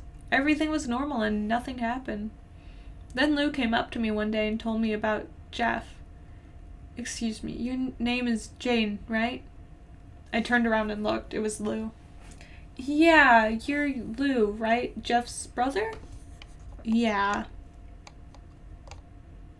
Oh my thing wasn't scrolling. I thought the story ended there and I was... He looked a little uncomfortable. Then again, so was I. Look, my parents wanted me to tell you that Jeff is getting his bandages removed in a few days, so expect a phone call inviting you to dinner soon. Okay, well, thank you, I said. He was about to turn away when I said, hey, listen, what you did for Jeff, that was really respectable. Thanks. I heard you tried to help my brother with a fire extinguisher. That was cool. Yeah? Well, thanks. See you around, I guess. Yeah, see ya. I was watching him walk away when I heard a little voice beside me say, cheating on your boyfriend, are you? The fuck? I turned around, surprised. It was Marcy. And with his own brother, nonetheless? She faked a gasp. Shut up, I yelled. Then I turned my head to make sure Lou didn't hear me. He didn't. Let's just get to class, I grumbled. 2 days passed until the phone rang. My mom answered it. A few minutes later, she got off and told me this. Jeff is getting out of the hospital today, Jane. I looked up at her and said, that's great. It looks like we'll be having that free dinner in a few days, she chuckled. A few hours passed, and I heard a car pull into the driveway across the street. I looked out the window and saw Jeff's car in front of its house. Jeff's home, I thought. I decided to watch out of curiosity to see what he would look like. Dear God, how wrong I was. His dad got out, then his mom, then Lou. But what I expected Jeff to look like couldn't be farther from what I saw. He had long black hair down to his shoulders, white, leathery skin, and that smile. The smile was the same smile I saw when he was in class after he beat up Randy, Keith, and Troy. Jeff looked right at me. Into my eyes, I could feel those soulless, sadistic eyes burn right into my soul. I still shake from the memory even now as I type this. He seemed to be looking at me for hours with that smile until he looked away. I saw him walk into the house with his parents. I didn't even breathe until the door finally closed behind them. My parents came into the living room and asked me what was wrong. My only reply was a loud, loud scream. Then I fainted. What a fucking drama queen. I'm sorry. She's always passing out and fainting.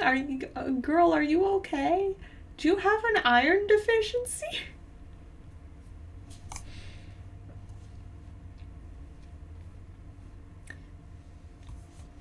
You know, I'm reading these because they're goofy, so I can't say shit, but it's just really funny. When I finally woke up, it was dark outside. My parents weren't in their bedroom. The house was deathly quiet. I got up and went downstairs. I was wearing a long nightgown that I wasn't wearing before I fainted. What? I went downstairs to the kitchen. The lights were on, which was unusual. My parents always told me to turn off the lights in a room when I left it. There was a note on the table. I picked it up. Scrawled on the paper was this: "Aren't you coming to dinner? Your friends are here too." I began to shake violently. I dropped the paper. I went to the living room window and looked out. The lights were on in Jeff's house. I knew that I had to go there, but I was terrified out of my mind. I shook my head and looked back again. I saw Jeff leaning on the window in his house, staring at me with a knife in his hand, tapping it against the window. Tap, tap, tap. He was still smiling. Tap, tap, tap. I started stepping back from the window, never taking my eyes off of him. Then I turned and ran away from the window into the kitchen. When I peeked out of the kitchen to look out the window, all I saw was a smear of red on the window. I turned around and looked at the kitchen. Everything seemed to be in its place, even the knives. I grabbed one of them and held onto it tight. Then I found the phone and tried to dial 911, but the phone line was disconnected. I had no idea where Dad's cell phone was, or if it was even fixed. I didn't want to go upstairs to find it. I didn't want to get stabbed in the back while I was looking for it. And if I went to ask one of the neighbors for help, Jeff could kill or hurt whoever he have captive. Whoever he have captive? So there was only one choice: to go fight Jeff alone. I clutched the knife tighter and went to the front door, put on my shoes, and went outside. My hand lingered on the doorknob as I stepped outside, but I knew what I had to do. I let go of the doorknob and marched across the street to Jeff's house.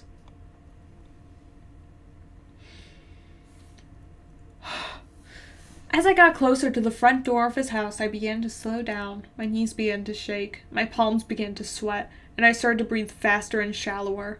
Before I knew it, I was standing completely still on the front doorstep, panting like a dog. I manned up, grabbed the doorknob, squeezed my eyes shut, and jerked it open. I stood there in the doorway, with a knife in my right hand and the doorknob in my left, too terrified to open my eyes, until I heard a voice say, "Looks like you made it. I'm glad you did, friend." I opened my eyes, then screamed. His eyes were large and unblinking, and his smile was red. He had carved a smile into his face. His clothes were covered in blood. And then I passed out.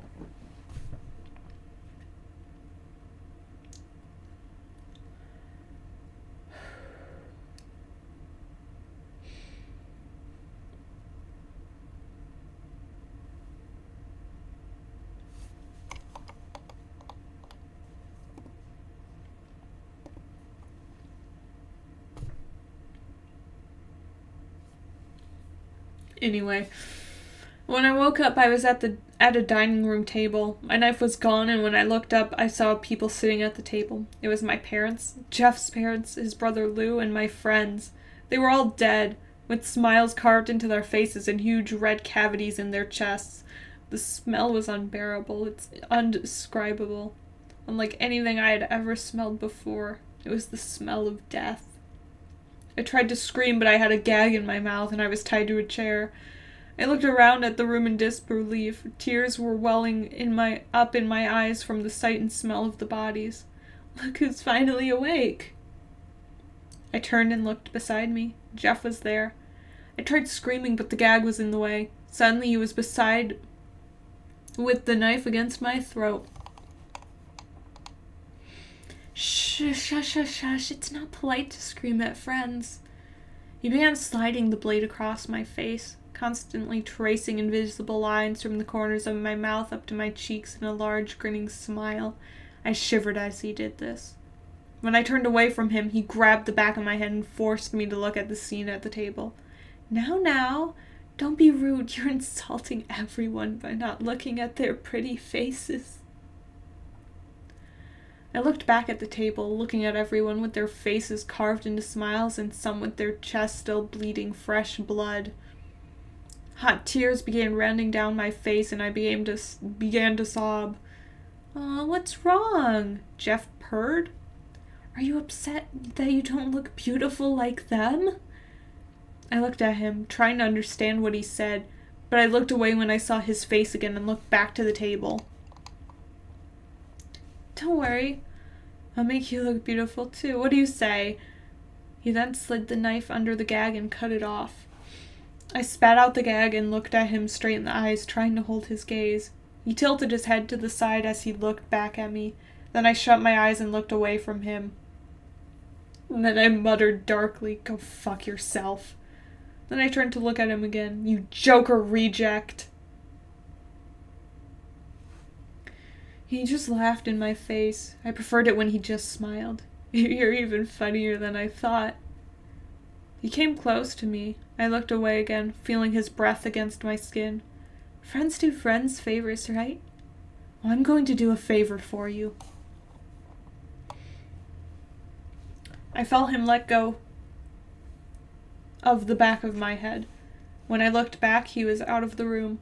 I looked back at the table once more, taking it all in. Fresh tears started to come down my face again as I remembered my family and friends who were alive only a few hours ago. I was still crying when Jeff came back. "Don't cry," he said. "It'll be all over soon." I looked down at him and saw he was holding a jug of bleach and a can of gas. My eyes widened when I looked back at him. "I didn't have any alcohol, so this will have to do." Then he began to douse me in bleach and gasoline. "We had better hurry, Jane. I've already called the firemen." Then he held up a single match, lit it, then threw it at me. The flames erupted as soon as the match came into contact with me. I screamed as loud as possible. The pain was unbearable. I could feel the flesh melting off my body, the heat invading every pore in my body, blood evaporating in its veins, and my bones becoming charred and brittle. Girl, I think you're dead at that point. I think if you can feel your bones burning, you're fucking dead. I don't think that's recoverable. I don't know. I mean, I'm not an expert, but that doesn't sound very recoverable.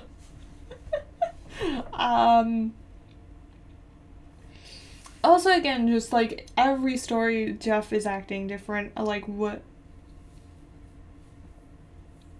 How did he magically kidnap her friends and murder them and not a single person noticed any of this happening?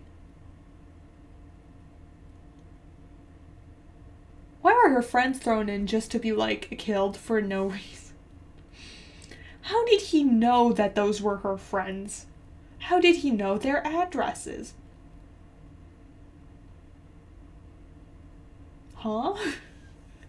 None of this is possible. Literally none of this. Before I blacked out, I heard Jeff laughing. "See you later, my friend. I hope you become as beautiful as I am." Then everything went black. When I woke up, I was sitting in a hospital bed, bandaged from head to toe. Everything was spinning and it hurt to blink and breathe. I looked around and saw an empty room. I groaned loudly because my mouth was bandaged. Everything hurt.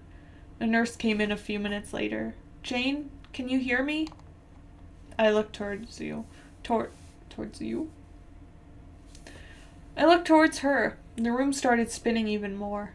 Jane, I'm your nurse, Jackie. I don't know how to say this, but your family died in the fire. I'm sorry. Tears started falling down my face again. I sobbed. No, honey, don't cry. You won't be able to breathe if you do. I couldn't stop. Jane, I'm going to give you something to help you calm down, all right? I felt something run into my bloodstream. Then I fell asleep again. When I woke up again, I could move more and my body wasn't as bandaged as it was when I first woke up. I looked around and saw that my room had flowers in it. Some were fresh, some were dying. I tried to get up, but a nurse came in and put me back down. Easy, Jane. You've been asleep for a while. Try to take it easy. I tried to speak.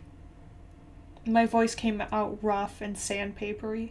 How long was I asleep? Almost 2 weeks. You were put into a medically induced coma in order for your body to heal. I'm the same nurse you saw the first time you woke up. Give me a mirror, I said. Jane, I don't think that's That's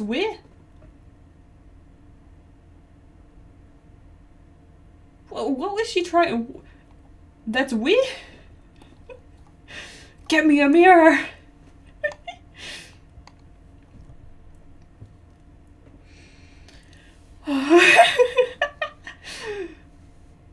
That's I felt the handle of a mirror get slipped into my hand. When I looked into the mirror, I dropped it onto the floor. Hello. The shattering of the mirror didn't compare to the shattering of my realization. My skin was leathery and brown. I didn't have a single hair on my head, and the skin around my eyes were saggy. I looked almost as bad as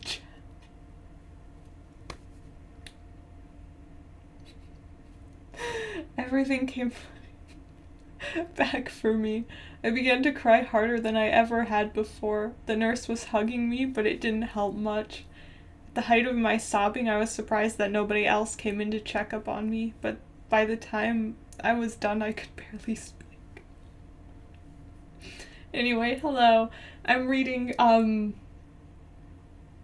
really old creepypastas, specifically the ones that are just really, terrible. So right now it's Jane the Killer. The real story. There are like 50 different versions of this and they're all not great. So she gets burned the same way Jeff does, but she gets realistic burn scars, but this is still going in the same universe where Jeff gets burned and he just turns emo because of it. I don't understand. I don't understand. Someone came into the doorway. Excuse me, I have a delivery for Miss Arkansas. I'll take those. Jackie stood up and went to the doorway. I didn't want the delivery guy to look at me, so I stared at the wall in front of me. Someone certainly cares about you, Jane. It looks like the same person who sent you all these flowers got you a package, too. I looked around at her. She was holding a pink paper package tied with brown string. I reached out and took it from her. The second I took that package from her, I knew something was wrong. Excuse me, but can I have something to eat? I asked as sweetly as possible. Of course, I'll get you some food right away. Jackie smiled, then left the room. My hands shook as I grabbed the string and pulled it.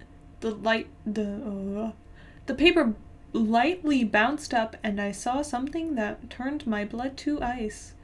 It was a white mask. It was a white mask with black around the eyes and a black feminine smile. It also had black lace covering the eye holes of the mask, so even though someone couldn't see my eyes, I could see them. There was also a long black dress with a turtleneck, black gloves, and a black wig with beautiful curls. Along with all these things, there was a bouquet of black roses and a sharp kitchen knife. Okay, this is just so silly. Attached to the mask, there was also a note. Jane, I'm sorry I messed up with trying to make you beautiful. So I gave you a mask that will let you seem beautiful until you get better. Also, you forgot your knife. I thought you would want it back. Jeff. I have so many questions here. They're not vetting what is brought into the hospital. They're not looking at it at all.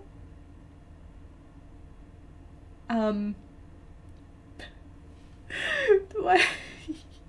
Jeff is just buying her, like, where is he getting a wig? He can't go into grocery stores looking like that. He can't go into Party City and get a wig. They're gonna kick him out as soon as he steps by. Where is he getting the flowers? Okay, it's fine. It's fine. It's just funny. The spooky music isn't actually making things spooky. I'm still just goofing. Okay, by the time Nurse Jackie came back, the present was hidden under my bed. I told her all that was there was the flowers. She seemed to be disgusted by them, so she threw them out. I thanked her for that. That night, when everyone was either asleep or gone home, I sneaked out. No, I don't think you could. No, I think they have cameras in security. I don't think you could do that at a hospital. The only thing I had to wear was that dress, so I put it on and I found a pair of shoes outside in the hallway, forgotten by some careless nurse.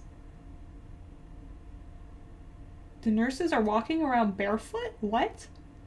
Wait, what is that implying? That's either implying that the nurses are leaving random people's shoes outside, or the nurses are taking off their shoes and walking around barefoot. I wore the wig to look less inconspicuous? I didn't know where I was going, and I didn't care. When I finally stopped walking, I was in front of a cemetery. I went inside and found 2 tombstones, Isabel, Arkansas, and Gregory, Arkansas. I sat down in front of their tombstones and cried once more. When I finally sat up, the sun was beginning to rise, and so was a new chapter in my life. I took the mask and put it on, then picked up the knife and held it as tightly as I did before.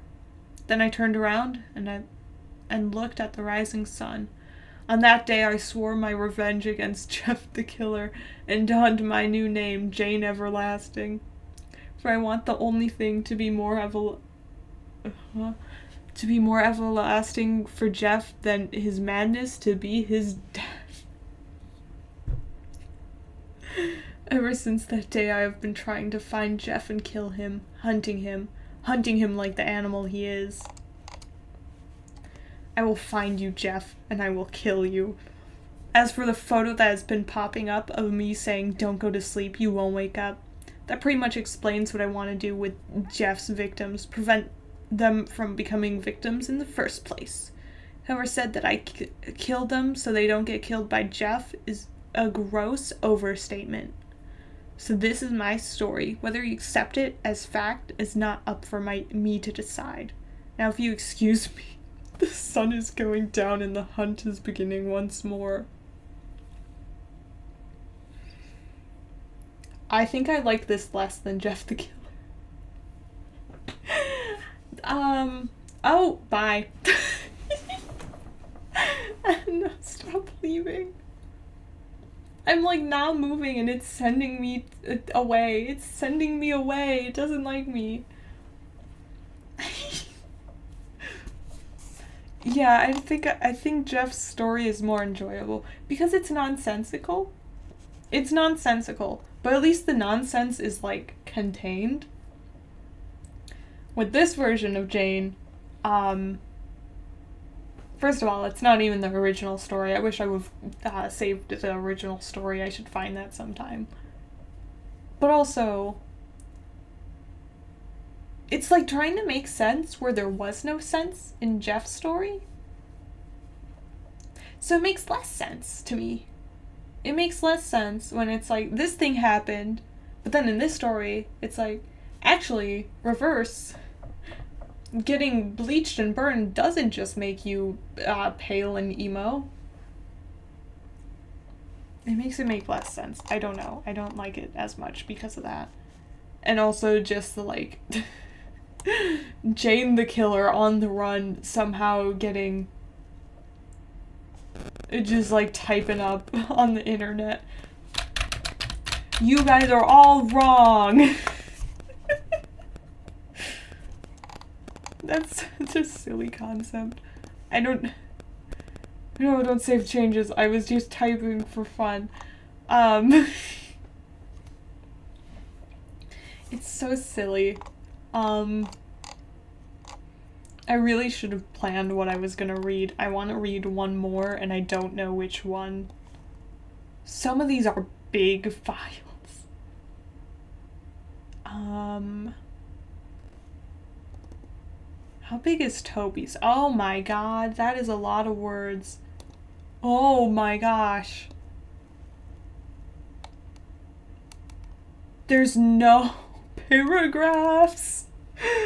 There is no paragraphs. The last one, honestly, there were too many paragraphs. It was getting broken up way too much. This... Okay, let me get it on screen.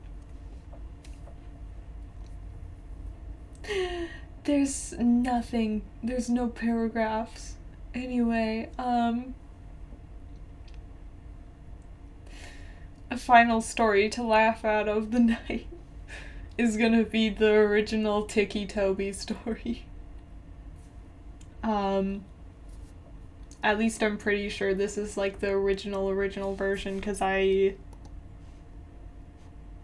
saved this file in 2016. This should be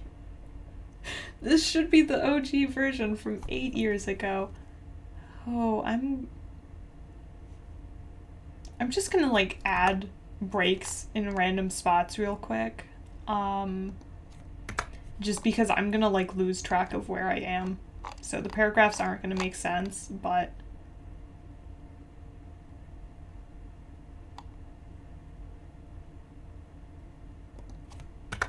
I just need to be able to like read. Boop. There's a sentence. Boop. Why is there so many?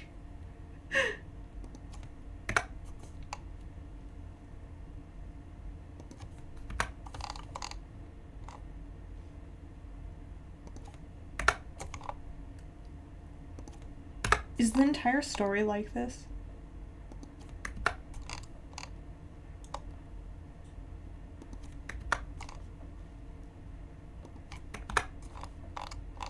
Okay, well, that's broken up enough that I might be able to read it without getting completely lost. The paragraphs will make sense, don't worry about it at all. I feel like I've heard this same song 10 times, and I'm pretty sure this playlist has been looping the entire stream.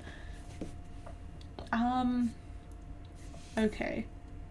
The long road home seemed to go on and on. The road continued to outstretch in front of the vehicle endlessly. The light that shone through the branches of the tall green trees danced across the window in random patterns, every once in a while obnoxiously shining in your eyes. Is this in like first person? The surroundings was full of deep green trees forming a forest around the road. The only sound was the sound of the car's engine as it traveled down the path.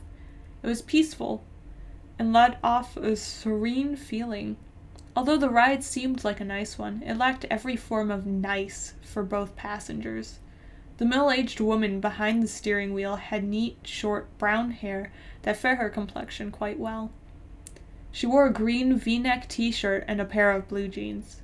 Diamond stud earrings decorated each of her ears, which partially shone from behind her haircut. She had deep green eyes, which were brought out by her shirt, and the lighting seemed to make more noticeable. There wasn't much significance to her appearance. She just looked like any average mother that you'd see on TV shows and such. But one thing for sure made her differ from those average mothers, and that was the dark bags under her eyes. Her facial expression was gloomy and sad, although she genuinely looked like one who smiled a lot. She would sniffle every once in a while, and occasionally glance back in the rearview mirror to look back at her son in the back seat, who was hunched over partially, his arms held tight around his chest and his head pressed against the cold window. I'm already gonna say, this is a story that exists not to be a scary story, but simply to be a character story. Those are two very different genres of creepypasta. There is people who wanted a funny character, which is what this is, and there is an actual scary story. I do not need to know that many intricate details about the mother. Especially when compared to like how long this story is. Half of it is just describing the characters' appearances. And they really did not like to end a sentence. Like, it's okay to put a period. It's okay to not just use 5 commas. You can end the sentence. Oh my god. It's hard to read. The boy lacked any normal appearance. Anyone could blandly see that something was wrong with him. His messy brown hair went in every which way, and his pale, almost gray skin was brought out by luminescent lighting. His eyes were dark, unlike his mother's, and he wore a white t-shirt and scrub pants that had been provided to him by the hospital. The clothes he had wore before were so shredded and blood-stained that they weren't wearable anymore. The right side of his face bared a few cuts along with his split eyebrow. I never caught that detail. He has a 6 split eyebrow from a car crash? That's rad. And the traumatizing car crash gives you an aesthetic little slit in your eyebrow? His right arm was bandaged all the way up to his shoulder, which had been shredded when his right side had hit the shattered glass. His injuries appeared to be painful, when really he couldn't feel a thing. He never could feel a thing. That was just one of the glories about being him. One of the many challenges he had to face growing up was growing up with the rare disease that caused him to be completely numb towards pain. Never before had he felt himself get hurt. He could have lost an arm and felt nothing. That and another major disorder he had faced was the one that deemed him many insulting nicknames in the so short time he attended grade school. Before he was moved to homeschooling was his Tourette syndrome, which caused him to tick and twitch in ways he couldn't control. He would crack his neck uncontrollably and twitch every once in a while. The kids would tease him and call him Ticky Toby and mock him with exaggerated twitching and laughing. It got so bad he turned to homeschooling. Oh no, not the lagged.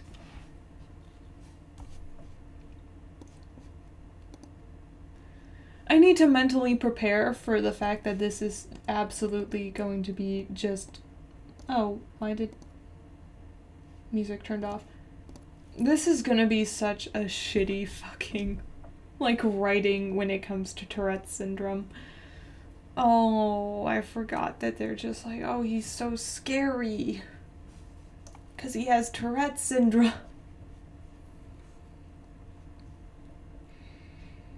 This is not a great story already. It was too hard for him to be in a common learning environment with seemingly every kid poking or more like stabbing fun at him.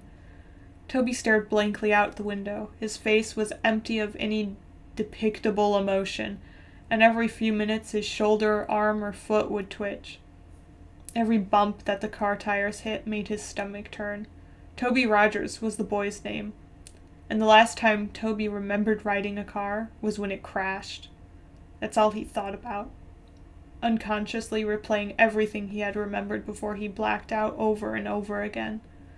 Toby had been the lucky one, when his sister hadn't been so lucky.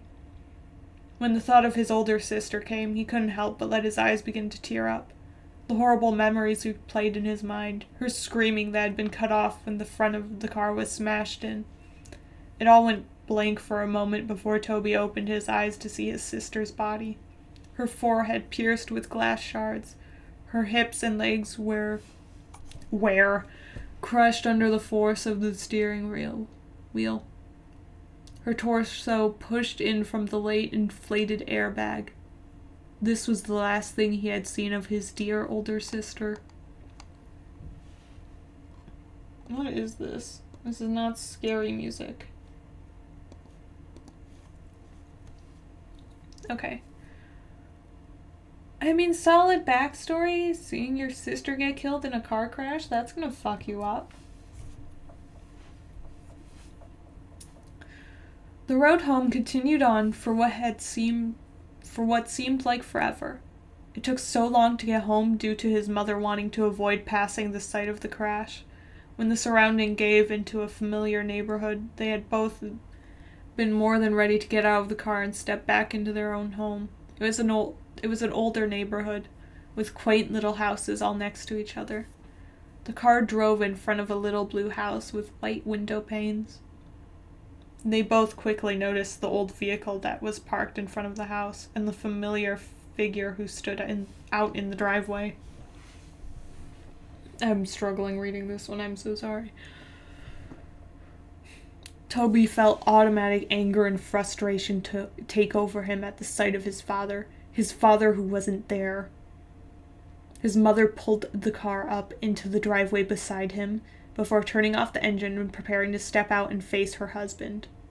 "Why is he here?" Toby said quietly as he looked back at his mother, who reached to open the car door. "He's your father, Toby. He's here because he wants to see you."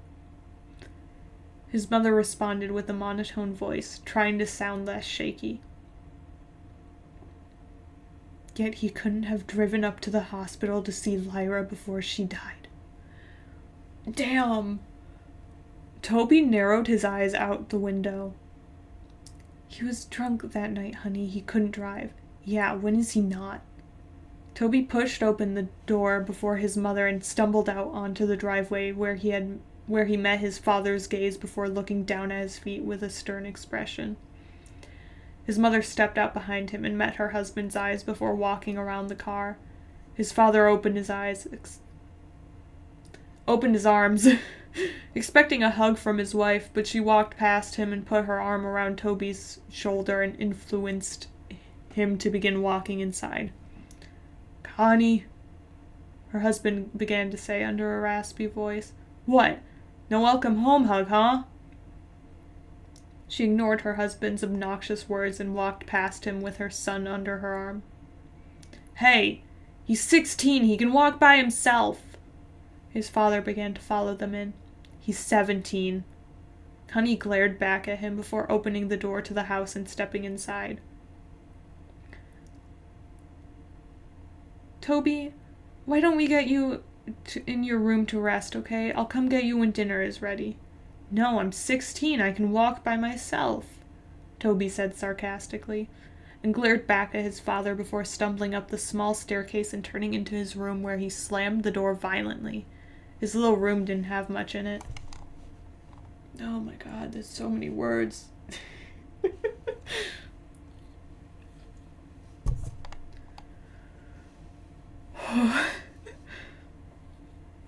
This is a lot better written than the other ones, I will say that. Lots of putting where when it should be were, but other than that, at least it's readable. Really wordy, but readable. I appreciate it. This is best one of the night, I think. Let me take a sip.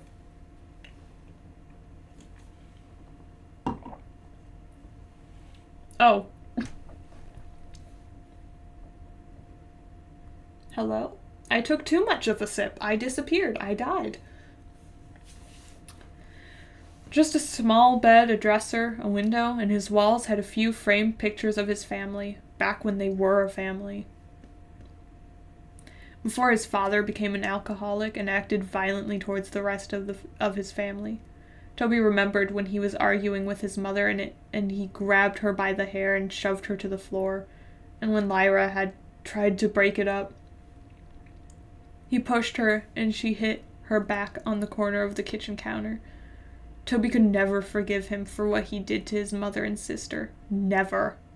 Toby didn't care how much his father beat him down. He couldn't feel it anyway. What he did care about was how he intentionally hurt the only two people he cared about. And when he waiting in the hospital where his sister took her last few breaths, the only person who didn't rush there was his dad. Toby stood by the window and looked out onto the street. No ads. Be gone. He could have sworn he saw things out of the corner of his eye, but quickly blamed it on the medication he had been put on. When dinner time had come around and his mother called up to him, Toby came down the stairs and hesitantly sat down at the table across from his father, and in between his mother and an empty chair. It was quiet as his parents picked at their food, but Toby refused to eat. Instead, he just watched his dad with a blank stare. His mother caught onto his stare towards his father and elbowed him slightly. Toby looked over at her slightly and looked down at his uneaten food in which he didn't touch. It did need some proofreading. I just said this was, better written, but it definitely needed, a one proofreader. Just a single one would have helped. Are we back to music? Yes.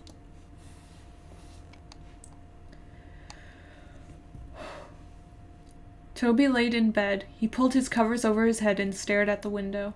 He was tired, but there was no way he could fall asleep. He would fall asleep. He couldn't. There was too much to think about. He had been debating on whether or not to follow his mother's directions and forgive his father, or continue holding a grudge with his boiling hatred. He heard his door creak open and his mother padded into the room and sat on the bed next to him. She reached over and rubbed his back, which had been turned to her. I know it's hard, Toby, trust me, I understand. But I promise you it will get better, she said softly. When is he going to leave? I said that too aggressively. And Toby said with an innocent tone in his shaky voice. Connie let her gaze fall down to her feet. I don't know, honey. He's staying as far as I know, she replied. Toby didn't respond. He just continued to look forward at the wall, holding his damaged arm near his chest. After a few minutes of silence, his mother sighed before she leaned in to kiss his cheek and stood up to walk out of the room. Good night, she said as she closed the door. Hours passed slowly, and Toby couldn't quit tossing and turning. Every time he let his imagination take over, he heard the screeching of tires, the screaming of his sister, and he could uncontrollably jerk in bed. He threw off his covers, laying on his back. He pulled his pillow over his face and cried into it. He could feel his chest rise and fall as he let out each shaky breath as he cried. He could hear his own pitiful weeping. He would have been screaming and crying if he didn't press his pillow over his face. After a few seconds, he threw the pillow off his face as well and sat up, hunched over, holding his head and breathing roughly, tears streaming from his eyes. He couldn't help but cry. He tried to keep it in, but he couldn't help but whine and whimper as he sat there shaking. He inhaled before he stood up and walked around his bed to the window and peered out, taking deep breaths, trying to calm down.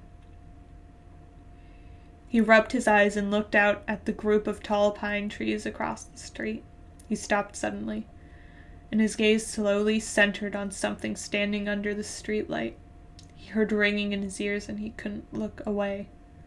The figure stood up beside the streetlight, about 2 feet shorter than it, long arms draped at its sides as it stared up at him with non-existing eyes. The figure had no features whatsoever, no eyes, no mouth, no nose. yet it held Toby's hypnotized stare, seemingly peering into his very being. The ringing in his ears grew louder and louder each second he stared before suddenly it all went black. The next morning, Toby woke in his bed. Oh, wow.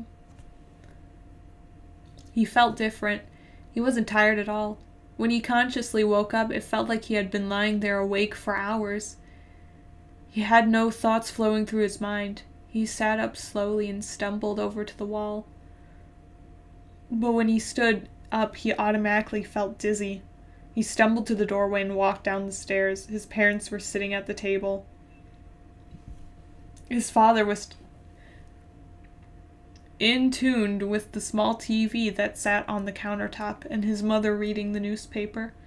She quickly looked over when she felt Toby's presence looming behind her. "Well, good morning, sleepyhead. You've been sleeping forever." She greeted him with hesitated smile. Toby slowly looked over at the clock and noticed that it was 12:30 p.m. "I made you breakfast, but it got cold. I was going to wake you, but I felt you needed sleep." Her expression fell from happy to worried as soon as her son resisted responding to her. My eyes are like blurring as I'm trying to read.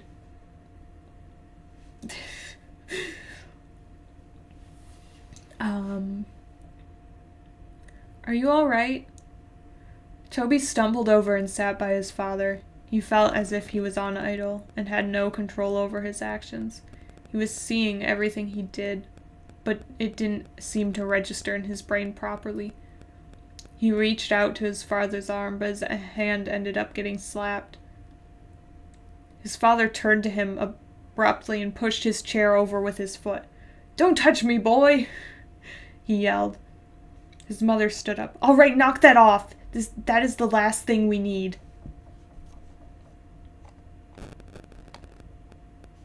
Get a divorce.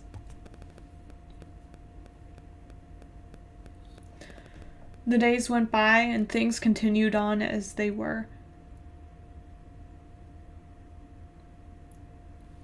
Connie spent most of her time cleaning up the house, and her rude husband spent most of his time ordering her around. It was just how it used to be before the crash. Toby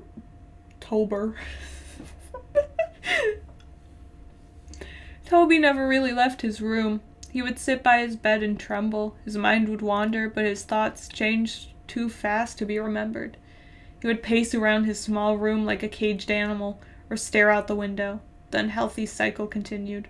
Connie continued to be pushed around by her husband, being way too submissive to him. And Toby remained in his room. Before he could think twice, he would begin to chew on his hands, tearing the flesh from his fingers. Oh my god, I don't like that phrasing. Get that away. Tolbert.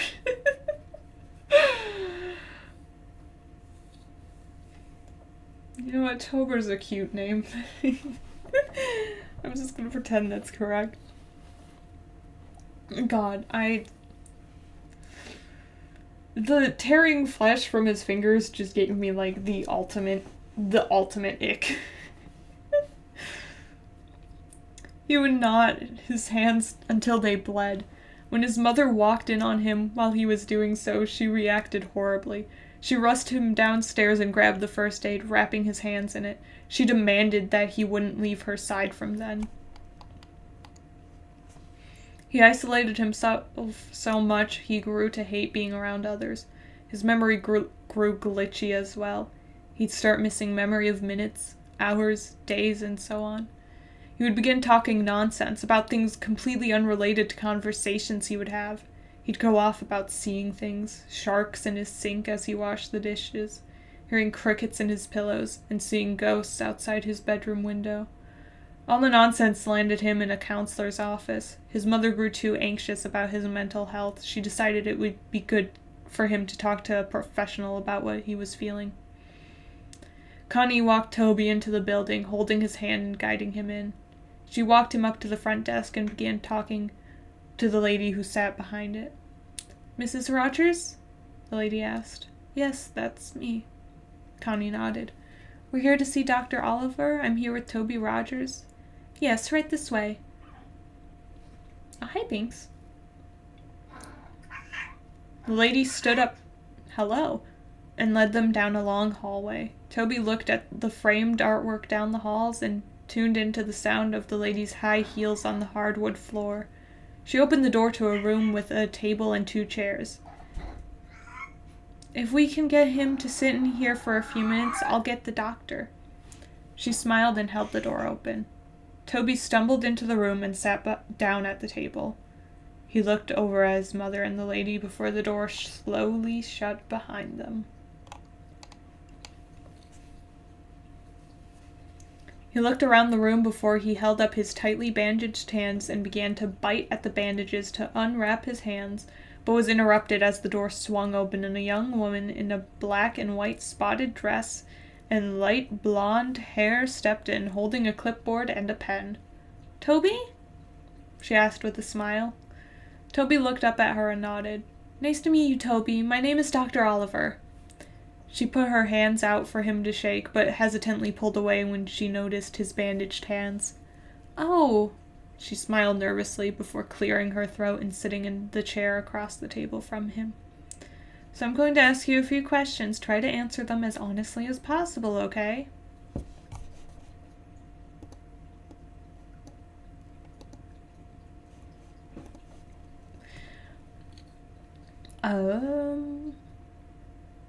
She placed her clipboard down on the table. Toby nodded slowly and held his restrained hands in his lap. "How old are you, Toby?" she asked. 17. He responded quietly. She wrote that down on the paper that was clipped to the clipboard. "What is your full name?" Oh my god, I can't believe his full name is Yow, Yow, Yow. You're such a good reader. You're such a good reader, Binks. Toby Aaron Rogers. "What is your birthday?" "April 28th. "Who is your immediate family?" Toby paused for a minute before answering her question. "My mom, my dad, and..." He stopped. "My sister." "Hello. I heard about your sister, dear. I'm really sorry." Her expression faded into a sad, pity-filled look. Toby nodded. "Do you remember anything from the crash, Toby?" Toby looked away from her. His mind went blank for a moment. He looked down at his lap, and in the surrounding, he heard a faint ringing sound. His eyes widened and he froze in his place. "Toby?" the counselor asked. "Toby, are you listening?" Toby felt a shiver go down his spine until he froze once again and slowly looked over out the little window through the door where he saw it. A dark, featureless figure peering in at him. He stared, eyes widened, the ringing growing louder and louder until the loud voice of the counselor broke his trance. "Toby!" she yelled. Toby jumped and fell sideways out of his chair and back up into the corner. Dr. Oliver stood up, holding her clipboard to her chest, a surprised look in her eyes. Toby met her eyes again, his breath hitching as he twitched. Imagine if he actually had, like, a good counselor that wasn't just, like... You know, when you ask someone, like, "Hey, what do you remember about that traumatizing event?" and then they start zoning out. Like, you gotta handle that a little bit more gently than whatever that was. "Hi, buddy." "Oh, thank you. You're making sure I don't get too scared, right?" "Yeah. Good kitty." That night, Toby laid in bed, his eyes dazed as he stared straight up at his ceiling. He could feel himself beginning to doze off when he heard the scattering of footsteps down his hallway. He sat up and looked towards the doorway, his door wide open. There was no light. Everything was lit by the luminescent blue glow of the moon through his windows. Whoa there. His window, singular. leaving a cold lighting. He stood up and slowly made his way towards the doorway, when suddenly the door, which was previously wide open, slammed in his face. He gasped and fell back. His was out of breath when he hit the ground, and he began breathing heavily, his eyes wide open. He waited for a few seconds before getting back up on his feet. He reached out and grasped the cold door handle with his bandaged hand and creaked it open.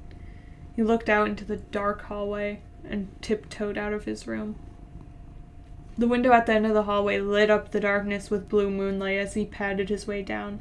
He could hear footsteps rustling around him and faint giggling let by the pitter-patter of small feet, which sounded like a child had run in front of him, giggling and running around. The hallway was a lot longer than he had remembered. It seemed endless, like the ride home from the hospital. He heard a door creak in front of him. "Mom?" he called out in a shaky voice.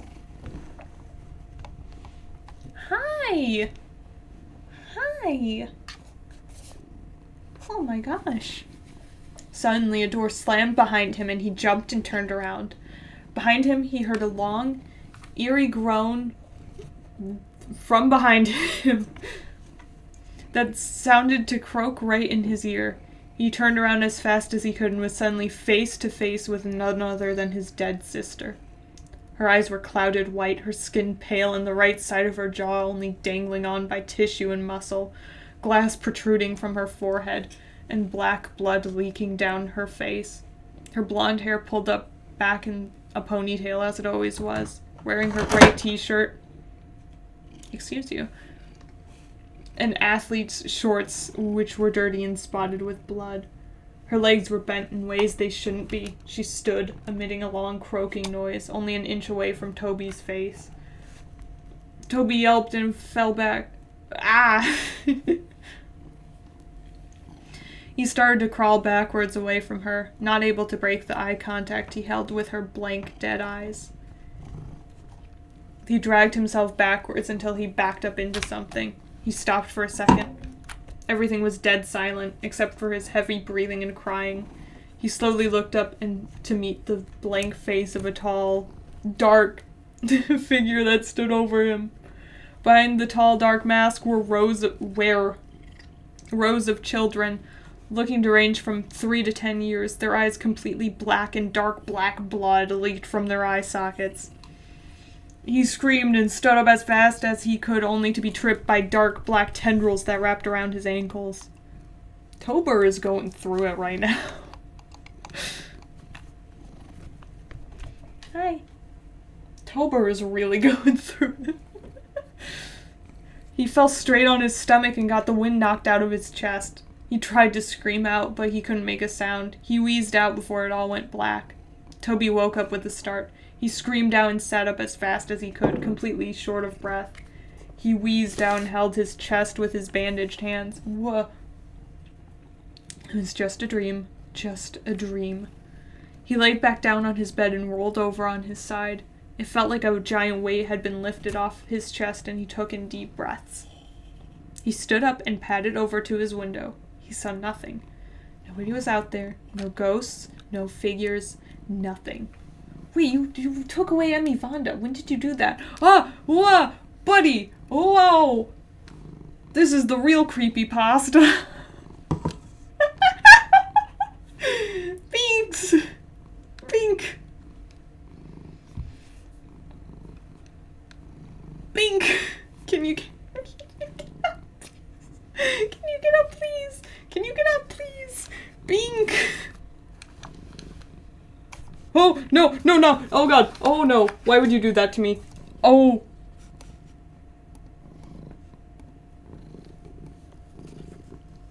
Oh my gosh. He stood on the volume button and turned my headphones all the way up to 100. Ouch.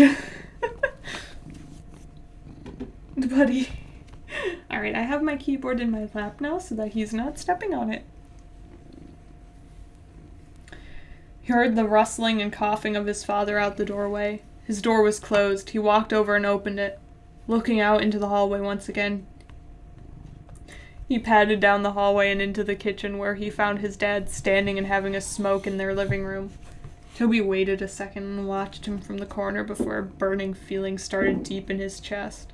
Deep, boiling anger took over him. He heard the little imaginary voices in his head. "Do it. Do it. Do it," they chanted. He turned away and held his arms. He felt like he actually had control over himself, unlike he did for the past few weeks since he got home from the hospital. He actually had complete thoughts for just moments before they were clouded by the chanting of little voices in his head. Kill him. He wasn't there. He wasn't there. Kill him. Kill him. They continued on. Toby trembled. No, he wasn't going to do it. What? Was he going crazy? No. He won't kill anyone. He can't. He hated his father, but there was no way he was going to kill him. That was it. The last thought he had before he fell into an idle state once again. The influence of the voices in his head was too much. He began to silently walk up behind his father. He reached over the counter to the knife holder in the kitchen and pulled out the largest knife that had been resting in the case. He gripped it in his hand. He felt a sensation take over his chest. He let out a snicker.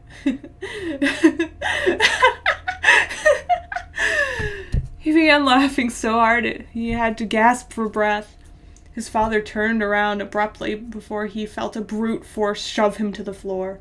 He grunted as the air was knocked out of him. What? He looked up at the boy who stood over him, grasping the kitchen knife in his hand. "Toby, what are you doing?" He went to sit up and put hand arms out in front of him in self-defense. But before he knew it, Toby was on top of him. He went to grab at his neck, but his father reached out and blocked his hand by grabbing onto his wrist. "Stop! Get off of me, you little fucker!" He yelled, and with his other hand he threw an off-center punch towards Toby's shoulder, but he didn't stop. The look in Toby's eyes was not sane. It looked as if a demon had taken control over him. He yelled back and went to stab the knife into his father's chest, but he blocked him and grabbed onto his wrist once again. He went to shove him back, but Toby kicked out his feet in front of him and landed a hard blow straight to his face. His father recoiled and pulled his arms away to cuff his face, but Toby got back up and drove the knife straight into his shoulder. His father let out a loud cry and went to pull the knife out, but before he could, Toby threw his fist straight into his face. He began to pound his fists into his head, laughing and wheezing. He cracked his neck and grabbed the knife and ripped it out of his shoulder. He drove it deep into his dad's chest and repeatedly stabbed into his torso, blood spilling out and getting splattered everywhere. He didn't stop until his father's body went still. He threw the knife over to the side and leaned over his body, coughing and panting. He stared at his smashed face and sat there twitching until a loud scream broke the silence. He looked over to see his mother standing a few feet away, covering her mouth, tears streaming down her eyes. "Toby!" she screamed. "Why did you do that?" She cried. "Why?" She screamed. Toby stood up and began to back away from his father's bloody corpse. He began to back out of the kitchen. It looks like I'm smiling. I promise I'm not. Well, not that much. He looked down at the blood-soaked bandages on his hands and looked up at his mother one last time before he turned and ran out of the house. He ran into the garage and slammed his hand against the control panel on the wall and pushed the button to open the garage door. Before he ran out, his father's two hatchets that had been hanging on a tool rack above a table full of jars filled to the brim with old rusted nails and screws. One hatchet was new. It had a bright orange handle and a shiny blade. The other was old with a wooden handle and an old dull blade. He grabbed both and looked down at the table, and his eyes met a box of matches, and under the table was a red gasoline tank. He held both of the hatchets in one hand and grabbed the matches and gasoline before running out of the garage, down the driveway and up the street. As he approached the street light that he could see out of his own bedroom window, he heard police sirens in the distance. He turned around and the red and blue flashing lights came rushing down the street. Toby stood for a second before he pulled open the cap of the gasoline tank and ran down the street, spilling gasoline all over the street after him, and he turned to run into the trees. He poured the last bit of gasoline out before he reached in his pocket and pulled out a match. He struck it against the box and immediately dropped it. In an instant, flames burst out around him. The fire caught onto the trees and bushes around him, and before he knew it, he was surrounded by fire. The silhouettes of police cars were visible through the flames as he backed away into the forest around him. He looked around, but his vision was blurred. His heart was pounding, and he closed his eyes for a moment. This was it. This was the end. Toby felt a hand on his shoulder.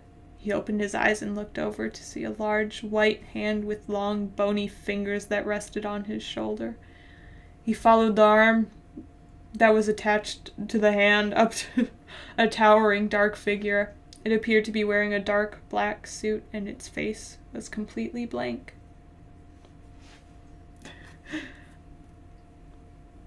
It towered over Toby's small frame and looked down on him. Tendrils reached out from its back. Before Toby knew it, his vision blurred and he was surrounded by the sound of ringing in his ears. Everything went blank. That was it. That was the end. That was how Toby Rogers died. I mean, honestly, sick backstory. A little bit silly goofy. I don't know why he, grabbed the hatchets only to, nearly kill himself with the fire, but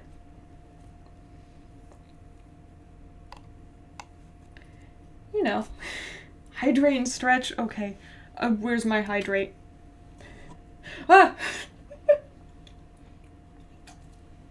There's only 2 paragraphs left, so I will be making tea as soon as I am done. A few weeks later, Connie sat in her sister's kitchen. Her sister, Lori, sat next to her drinking a cup of coffee. About 3 weeks ago, Connie lost her husband and her son, and a few weeks before, she had lost her daughter to a car crash. Since then, she moved in with her sister. The police were keeping her busy. They had just finished cleaning up the case, and the story had been released 2 weeks ago. And the focus of the world seemed to have shifted to completely new stories. Lori switched onto the TV to a news broadcast. On the TV, the news reporter began introducing the new headline. "We have breaking news! Last night there has been a reported murder of 4 individuals. There are no suspects yet, but the victims were a group of middle school kids who had been out in the woods late last night. The kids had been bludgeoned and stabbed to death. The investigators had discovered a weapon at the scene of the crime, which appears to be an old, dull-bladed hatchet, as you can see here." The picture changed to show snapshots of the weapon exactly as it was left on the crime scene. Investigators had pulled the name of a possible suspect, Toby Rogers, a 17-year-old boy who a few weeks ago had stabbed his father to death and tried to cover up his escape by setting fire in the streets in the forest area around the neighborhood. Although they had believed the young boy had died in the fire, investigators suspect that Rogers may still be alive due to the fact that his body was never found. That's just the end. The end.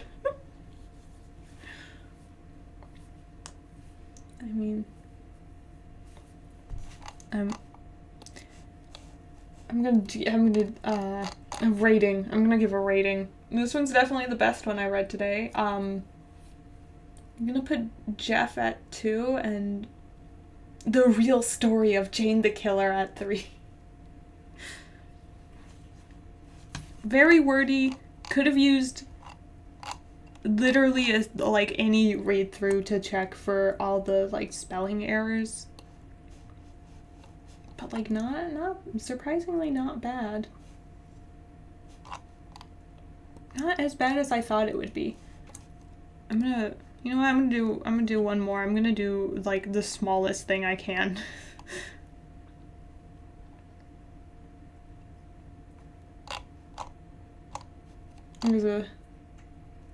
You were burned alive in your bag.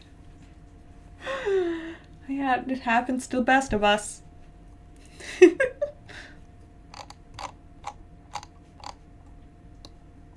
Okay, I can either do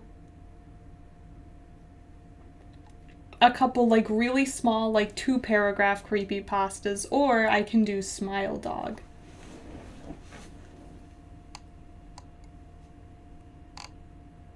I'm not sure. I have so many, I don't remember what these are.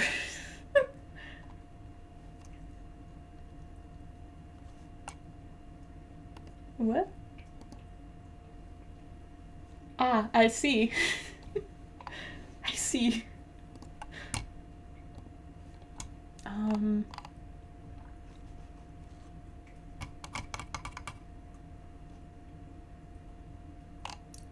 How? Okay. You know what? I said Toby would be the last one, but I'm a liar.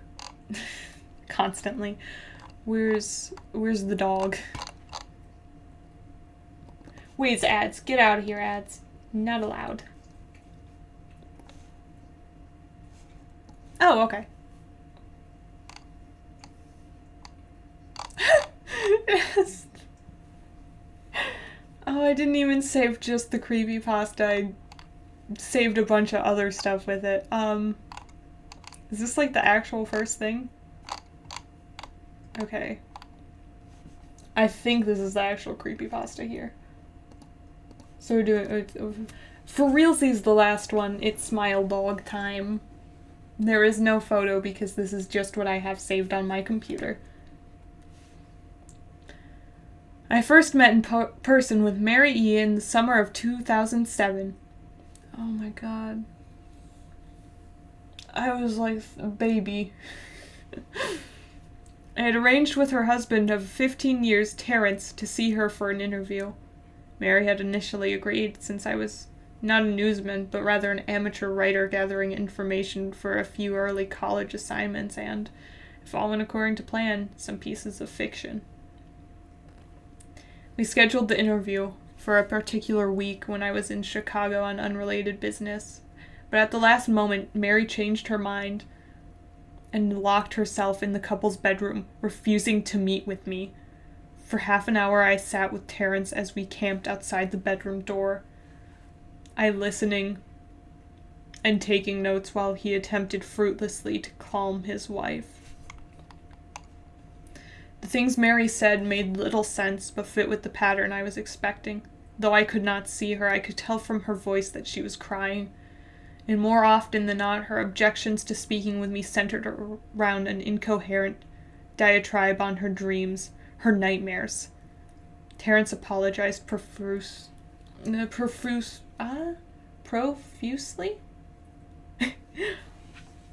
When we ceased the exercise, and I did my best to take it in stride. Recall that I wasn't a reporter in search of a story, but merely a curious young man in search of information. Besides, I thought at the time I could perhaps find another similar case if I put my mind and resources to it. Mary E. was the psyop for a small Chicago-based bulletin board system in 1992 when she first encountered smile.jpg and her life changed forever. She and Terrence had been married for only 5 months. Mary was one of an estimated 400 people who saw the image when it was posted as a hyperlink on the BBS, though she is the only one who has spoken openly about the experience. The rest have remained anonymous, or are perhaps dead. In 2005, when I was only in 10th grade, smile.jpg was first brought to my attention by my burgeoning interest in web-based phenomena. Mary was the most often cited victim of what is sometimes referred to as smile.dog.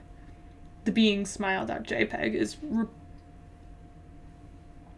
reputed to display what caught my interest, other than the obvious macabre elements of the cyber legend and my proclivity towards such things, was the sheer lack of information, usually to the point that people don't believe it even exists other than as a rumor or hoax. It is unique because, Though the entire phenomenon centers on a picture file, that file is nowhere to be found on the internet. Certainly many photo-manipulated simulacra litter the web, showing up with the most frequency on sites such as the image board 4chan, particularly the focused paranormal subboard.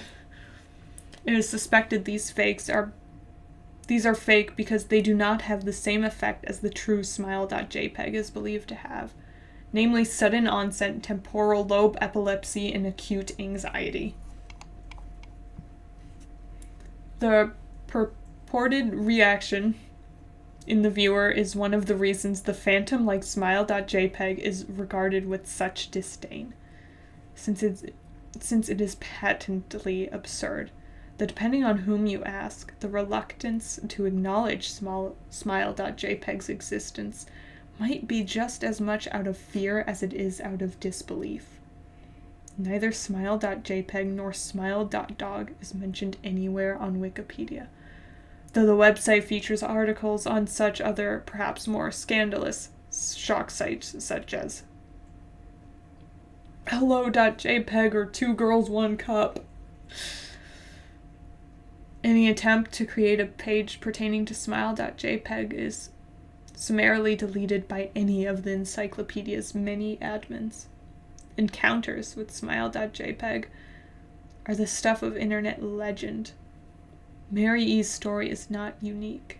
There are unverified rumors of smile.jpg showing up in the early days of Usenet, and even one persistent tale that in 2002 a hacker flooded the forums of humor and satire websites with something awful with a deluge of smile.dog pictures, rendering almost half the forum's users at the time epileptic. It is said that in the mid to late 90s that smile.jpg circulated on Usenet and as an attachment of a chain email with the subject line, "Smile! God loves you!" Yet despite the huge exposure these stunts would generate, there are very few people who admit to having experienced any of them, and no trace of the file or any links have ever been discovered. Those who claim to have seen smile.jpg awfully weakly joke that they were far too busy to save a copy of the picture to their hard drive. However, all alleged victims offer the same description of the photo. A dog-like creature, usually described as appearing similar to a Siberian husky, illuminated by the flash of the camera, sits in a dim room, the only background detail that is visible being a human hand extending from the darkness near the left side of the frame. The hand is empty, but is usually described as beckoning. Of course, most attention is given to the dog, or dog creature, as some victims are more certain than others about what they claim to have seen. The muzzle of the beast is reputedly? I don't fucking know that word. Split in a wide grin, revealing 2 words of very white, very straight, very sharp, very human-looking teeth. This is, of course, not a description given immediately after viewing the picture, but rather a recollection of the victims, who claim to have seen the picture endlessly repeated in their mind's eye during the time they are in reality having epileptic fits. These fits are reported to continue indeterminably, often while the victims sleep, resulting in very vivid and disturbing nightmares. These may be treated with medication, though. In some cases,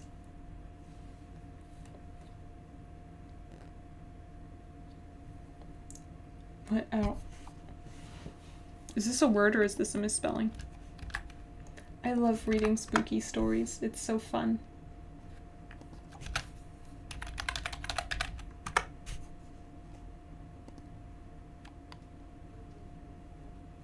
What?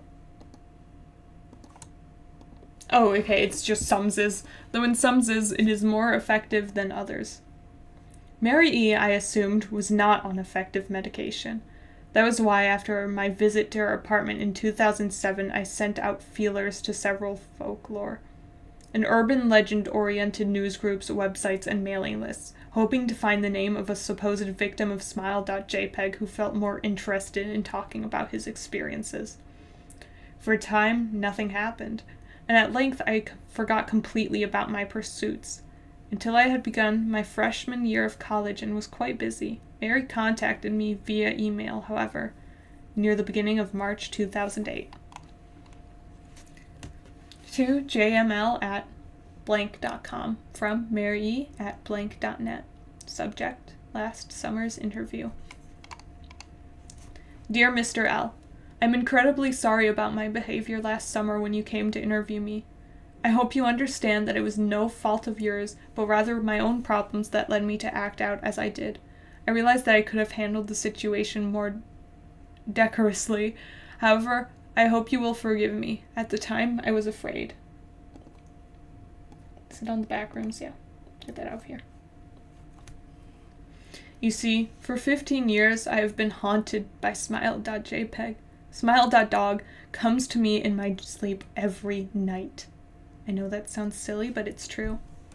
There's an ineffable quality about my dreams, my nightmares, that makes them completely unlike any real dreams I have ever had. I do not move and do not speak. I simply look ahead, and the only thing ahead of me is the scene from that horrible picture. I see the beckoning hand, and I see smile.dog. It talks to me. It is not a dog, of course, though I'm not quite sure what it really is. It tells me it will leave me alone if only I do as it asks. All I must do, it says, is spread the word. That is how it phrases its demands. And I know exactly what it means. It wants me to show it to someone else. And I could. The week after my incident, I received in the mail a manila envelope with no return address. Inside was only a 3.5-inch floppy diskette. Without having to check, I knew precisely what was on it. I thought for a long time about my options. I could show it to a stranger, a coworker. I could even show it to Terrence, as much as the idea disgusted me. And what would happen then? Well, if Smile.dog kept its word, I could sleep. Yet if it lied, what would I do? And who was to say something worse would not come for me if I did as the creature asked? So I did nothing for 15 years. Though I kept the diskette hidden amongst my things, every night for 15 years, Smile.dog has come to me in my sleep and demanded that I spread the word. For 15 years, I have stood strong, though there have been hard times. Many of my fellow victims on the BBS board where I first encountered smile.jpg stopped posting. I heard some of them committed suicide. Others remained completely silent, simply disappearing off the face of the web. Those are the ones I worry about most. I sincerely hope you will forgive me, Mr. L., but last summer when you contacted me and my husband about an interview, I was near the breaking point. I decided I was going to give you the floppy diskette. I did not care if Smile.dog was lying or not. I wanted it to end. You were a stranger, someone I had no connection with, and I thought I would not feel sorrow when you took the diskette as part of your research and sealed your fate. Before you arrived, I realized what I was doing. Was plotting to ruin your life. I could not stand the thought, and in fact, I still cannot. I am ashamed, Mr. L., and I hope that this warning will dissuade you from further investigation of smile.jpg. You may in time encounter someone who is, if not weaker than I, then wholly more depraved, someone who will not hesitate to follow Smile.dog's orders. Stop while you are still whole. Sincerely, Mary E. Wow. I love this story, actually. This is actually nice. Terrence contacted me later that month with the news that his wife had killed herself. While cleaning up the various things she'd left behind, closing email accounts and the like, he happened upon the above message.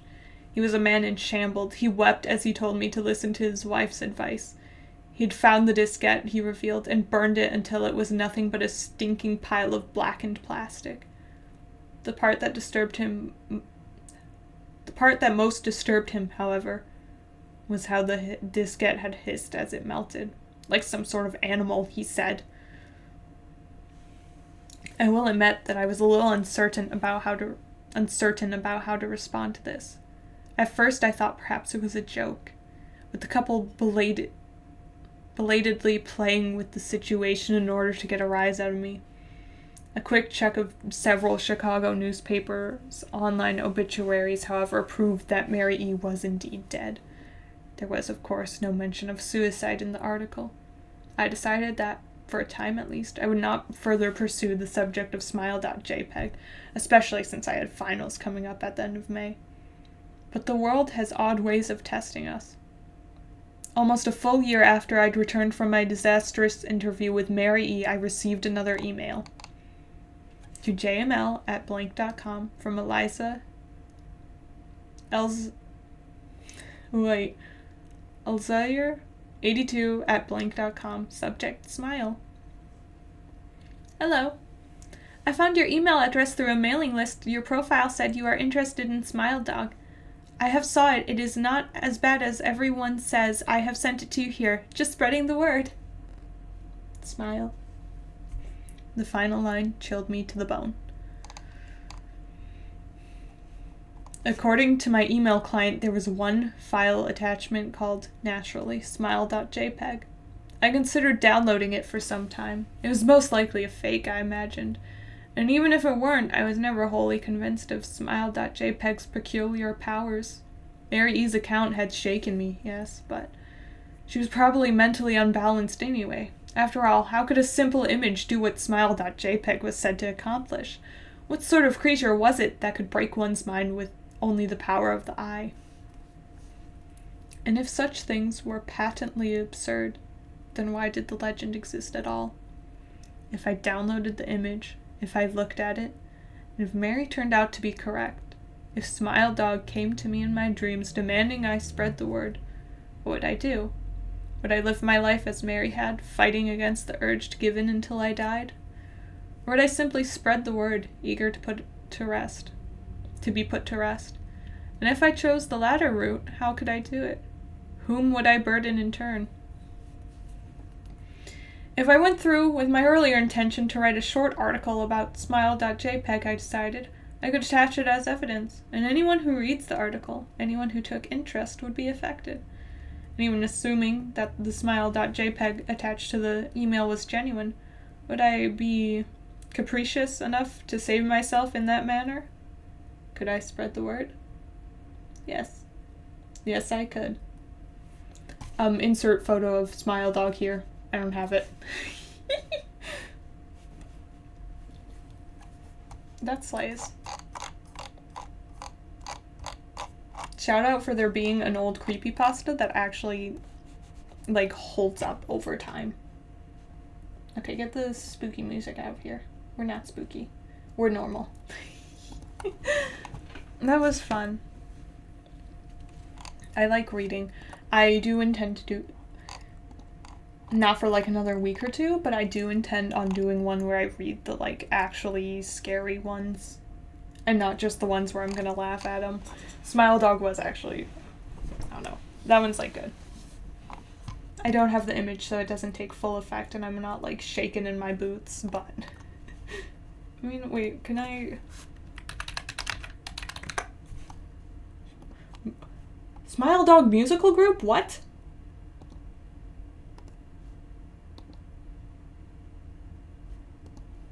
What? The first thing that shows up when you type Smile Dog in Google is the musical group. Anyway, we're gonna be scary.